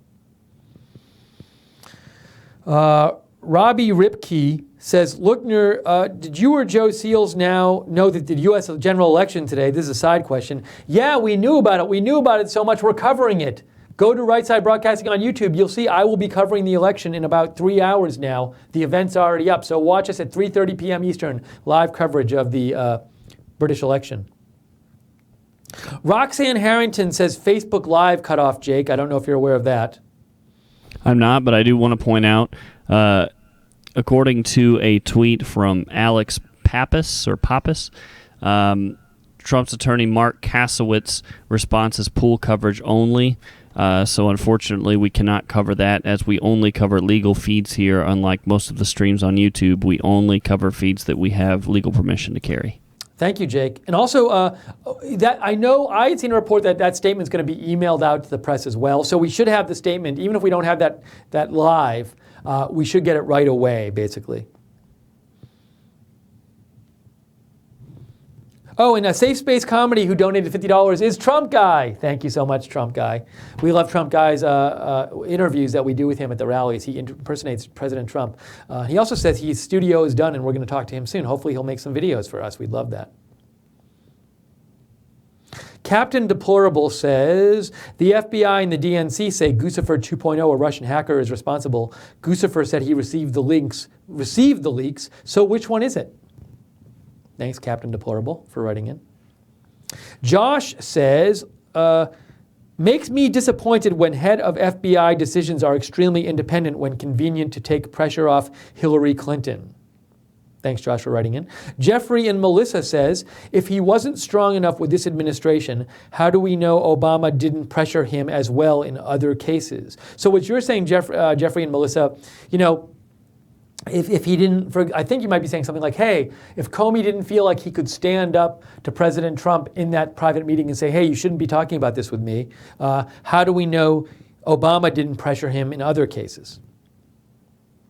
Jeffrey and Melissa also writes, also, when I hear I just wasn't strong enough from the former head of the FBI, I'm like, really? You shouldn't have been in that job. Let's see here.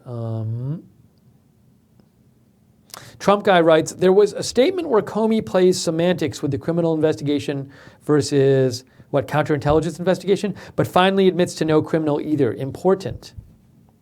I have to look that over. I had read something about that, and I forget what I read about whether there's criminal investigation. But I did see that he said there was no counterintelligence investigation into President Trump at the time of the memo, was it, in May? At the time of the firing? I need to go, I have to look at all these details again. Let's see here. We are taking your comments here on the post show for the James Comey hearing.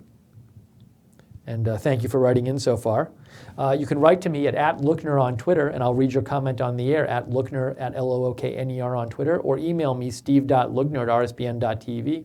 If you enjoy our coverage, hope you consider making a donation to Right Side Broadcasting, because we are viewer supported. We do this for you to give you an alternative to the mainstream media, but we can't stay on the air without your support. We're a very small company, and you allow us to stay on the air and do this. So if you want to donate, you can go to rsbn.tv/donate, rsbn.tv/donate.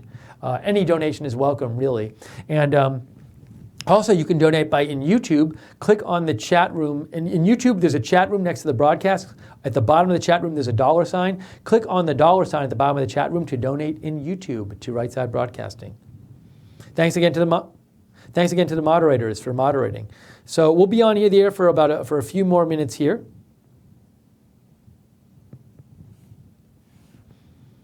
Captain Deplorable says, if he didn't read it, is it under oath? Is the testimony under oath? I would think the testimony, you mean the testimony he didn't read today that was submitted, I believe it's under oath. I have to imagine it is, even though he didn't actually read it. Andrew Sova says, I found it troubling that when asking Comey questions, they've spoken to him like he's loved in the FBI. Thanks, Andrew, for writing in. And, I should say, so I don't think today's hearing really had much consequence at all. I mean, I thought the testimony itself was important, this testimony here that James Comey sent in yesterday. And I would encourage people to read that, the full testimony about his meetings with President Trump. Ooh, look at this weird thing here. How did this happen? I've had this, it looks like a giant bug. Sorry about that, folks. I had no idea that was there. Now it's not there anymore. My apologies. I looked like I had a giant bug on me. So what was I saying? Oh, so the testimony. I didn't feel like we really heard anything really big, important, and new today. And that's not to say. So I know there are people out there who do say it was inappropriate for President Trump to ask James Comey in private or talk to James Comey in private about the investigation into Flynn and to express his hope that the Flynn investigation could be let go. And even people who very much support Trump. So Ari Fleischer is somebody who tweets a lot in support of President Trump, but he thought that was inappropriate. So, I don't think, it's not like I think that, I'm not going to say the hearings today, I don't think it did much either way. The hearings today didn't show that Trump is in a lot of trouble. Did they vindicate President Trump from any criticism he might have been given before? No. I think the hearings today were just a lot of senators asking questions, which didn't really give us much new news, and that's what it seemed like to me. But it gave the media something to cover for all day. I'll tell you, that's what it did. Robbie Ripke says, thank you, and he says, I already donated. Joe Seal should have me on file. Thank you, Robbie. I know you are a frequent viewer of our channel. So we are waiting to see. There's no announcement from President Trump's lawyer yet. Message from Ignis Kritzinger. Ignis writes, Comey made a lot of statements about nonverbal cues. He did not notify Sessions because he thought he would recuse himself from the Russia investigation, although Comey admitted that Trump was not under investigation. How can we take his statements seriously? He also mentions he has no doubt about Russian hack, while even the company that did the investigation, CrowdStrike, are not sure themselves. Comey cites no other information regarding the hack other than deferring to a third party. Weird. So a couple of you have written in and say you're not happy with James Comey saying he had no doubt about Russia doing the hack because you say he needs to give more information as to why he can be so sure about that. Kevin Smith writes in, can't be obstruction. Can't charge Trump with obstruction for a situation where he could have ordered Comey to end the investigation into Flynn. So legally, he can order this, legally, because he's, President Trump is the head of the executive branch. So legally, he can tell the executive branch to do whatever they want, including the FBI. Now, if he did that, he in theory could still be impeached. I would think that if he said, hey, Comey, you must stop investigating Flynn right now, it's not illegal, but he could be impeached because impeachment could be, the House doesn't have to stick to legal violations. They could argue that this was gross misconduct or something like that. And, I believe the language is like high crimes and misdemeanors, and that could be interpreted in that language in the Constitution about what's impeachable, and the House doesn't necessarily say legal high crimes and misdemeanors. It's just what the House judges to be a high crime, and they might judge that to be a high crime. So, but what you're saying, Kevin Smith, that was a situation where, in theory, President Trump could have said, I'm requesting you to stop the investigation. He didn't say that, so you think they can't charge with Trump with obstruction because of that.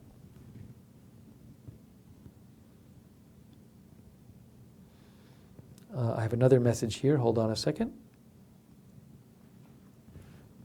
Barry Eisenstadt writes in, Comey said he had only a handful of direct interactions with Obama. But what about Lynch and other officials in the Obama administrations? Let's get those transcripts or memos, especially during Clinton investigation. So you would like to see more memos, for example, the memo, if he wrote memos when he met with, did he talk with Attorney General Lynch after she talked on the plane with Bill Clinton?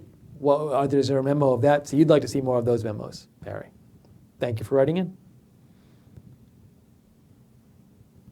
Okay, we're just going to be on the air. We're going to be on the air a couple more minutes, but I need to go soon because I need to start preparing for our coverage of the British election, which will be at 3:30 today on Right Side Broadcasting, 3:30 Eastern. Hope British election results. Hope you join us for that. And it looks like we have no word yet from about this statement from President Trump's lawyer. I'm looking for this. Let me see. Hold on a second. I'm looking down.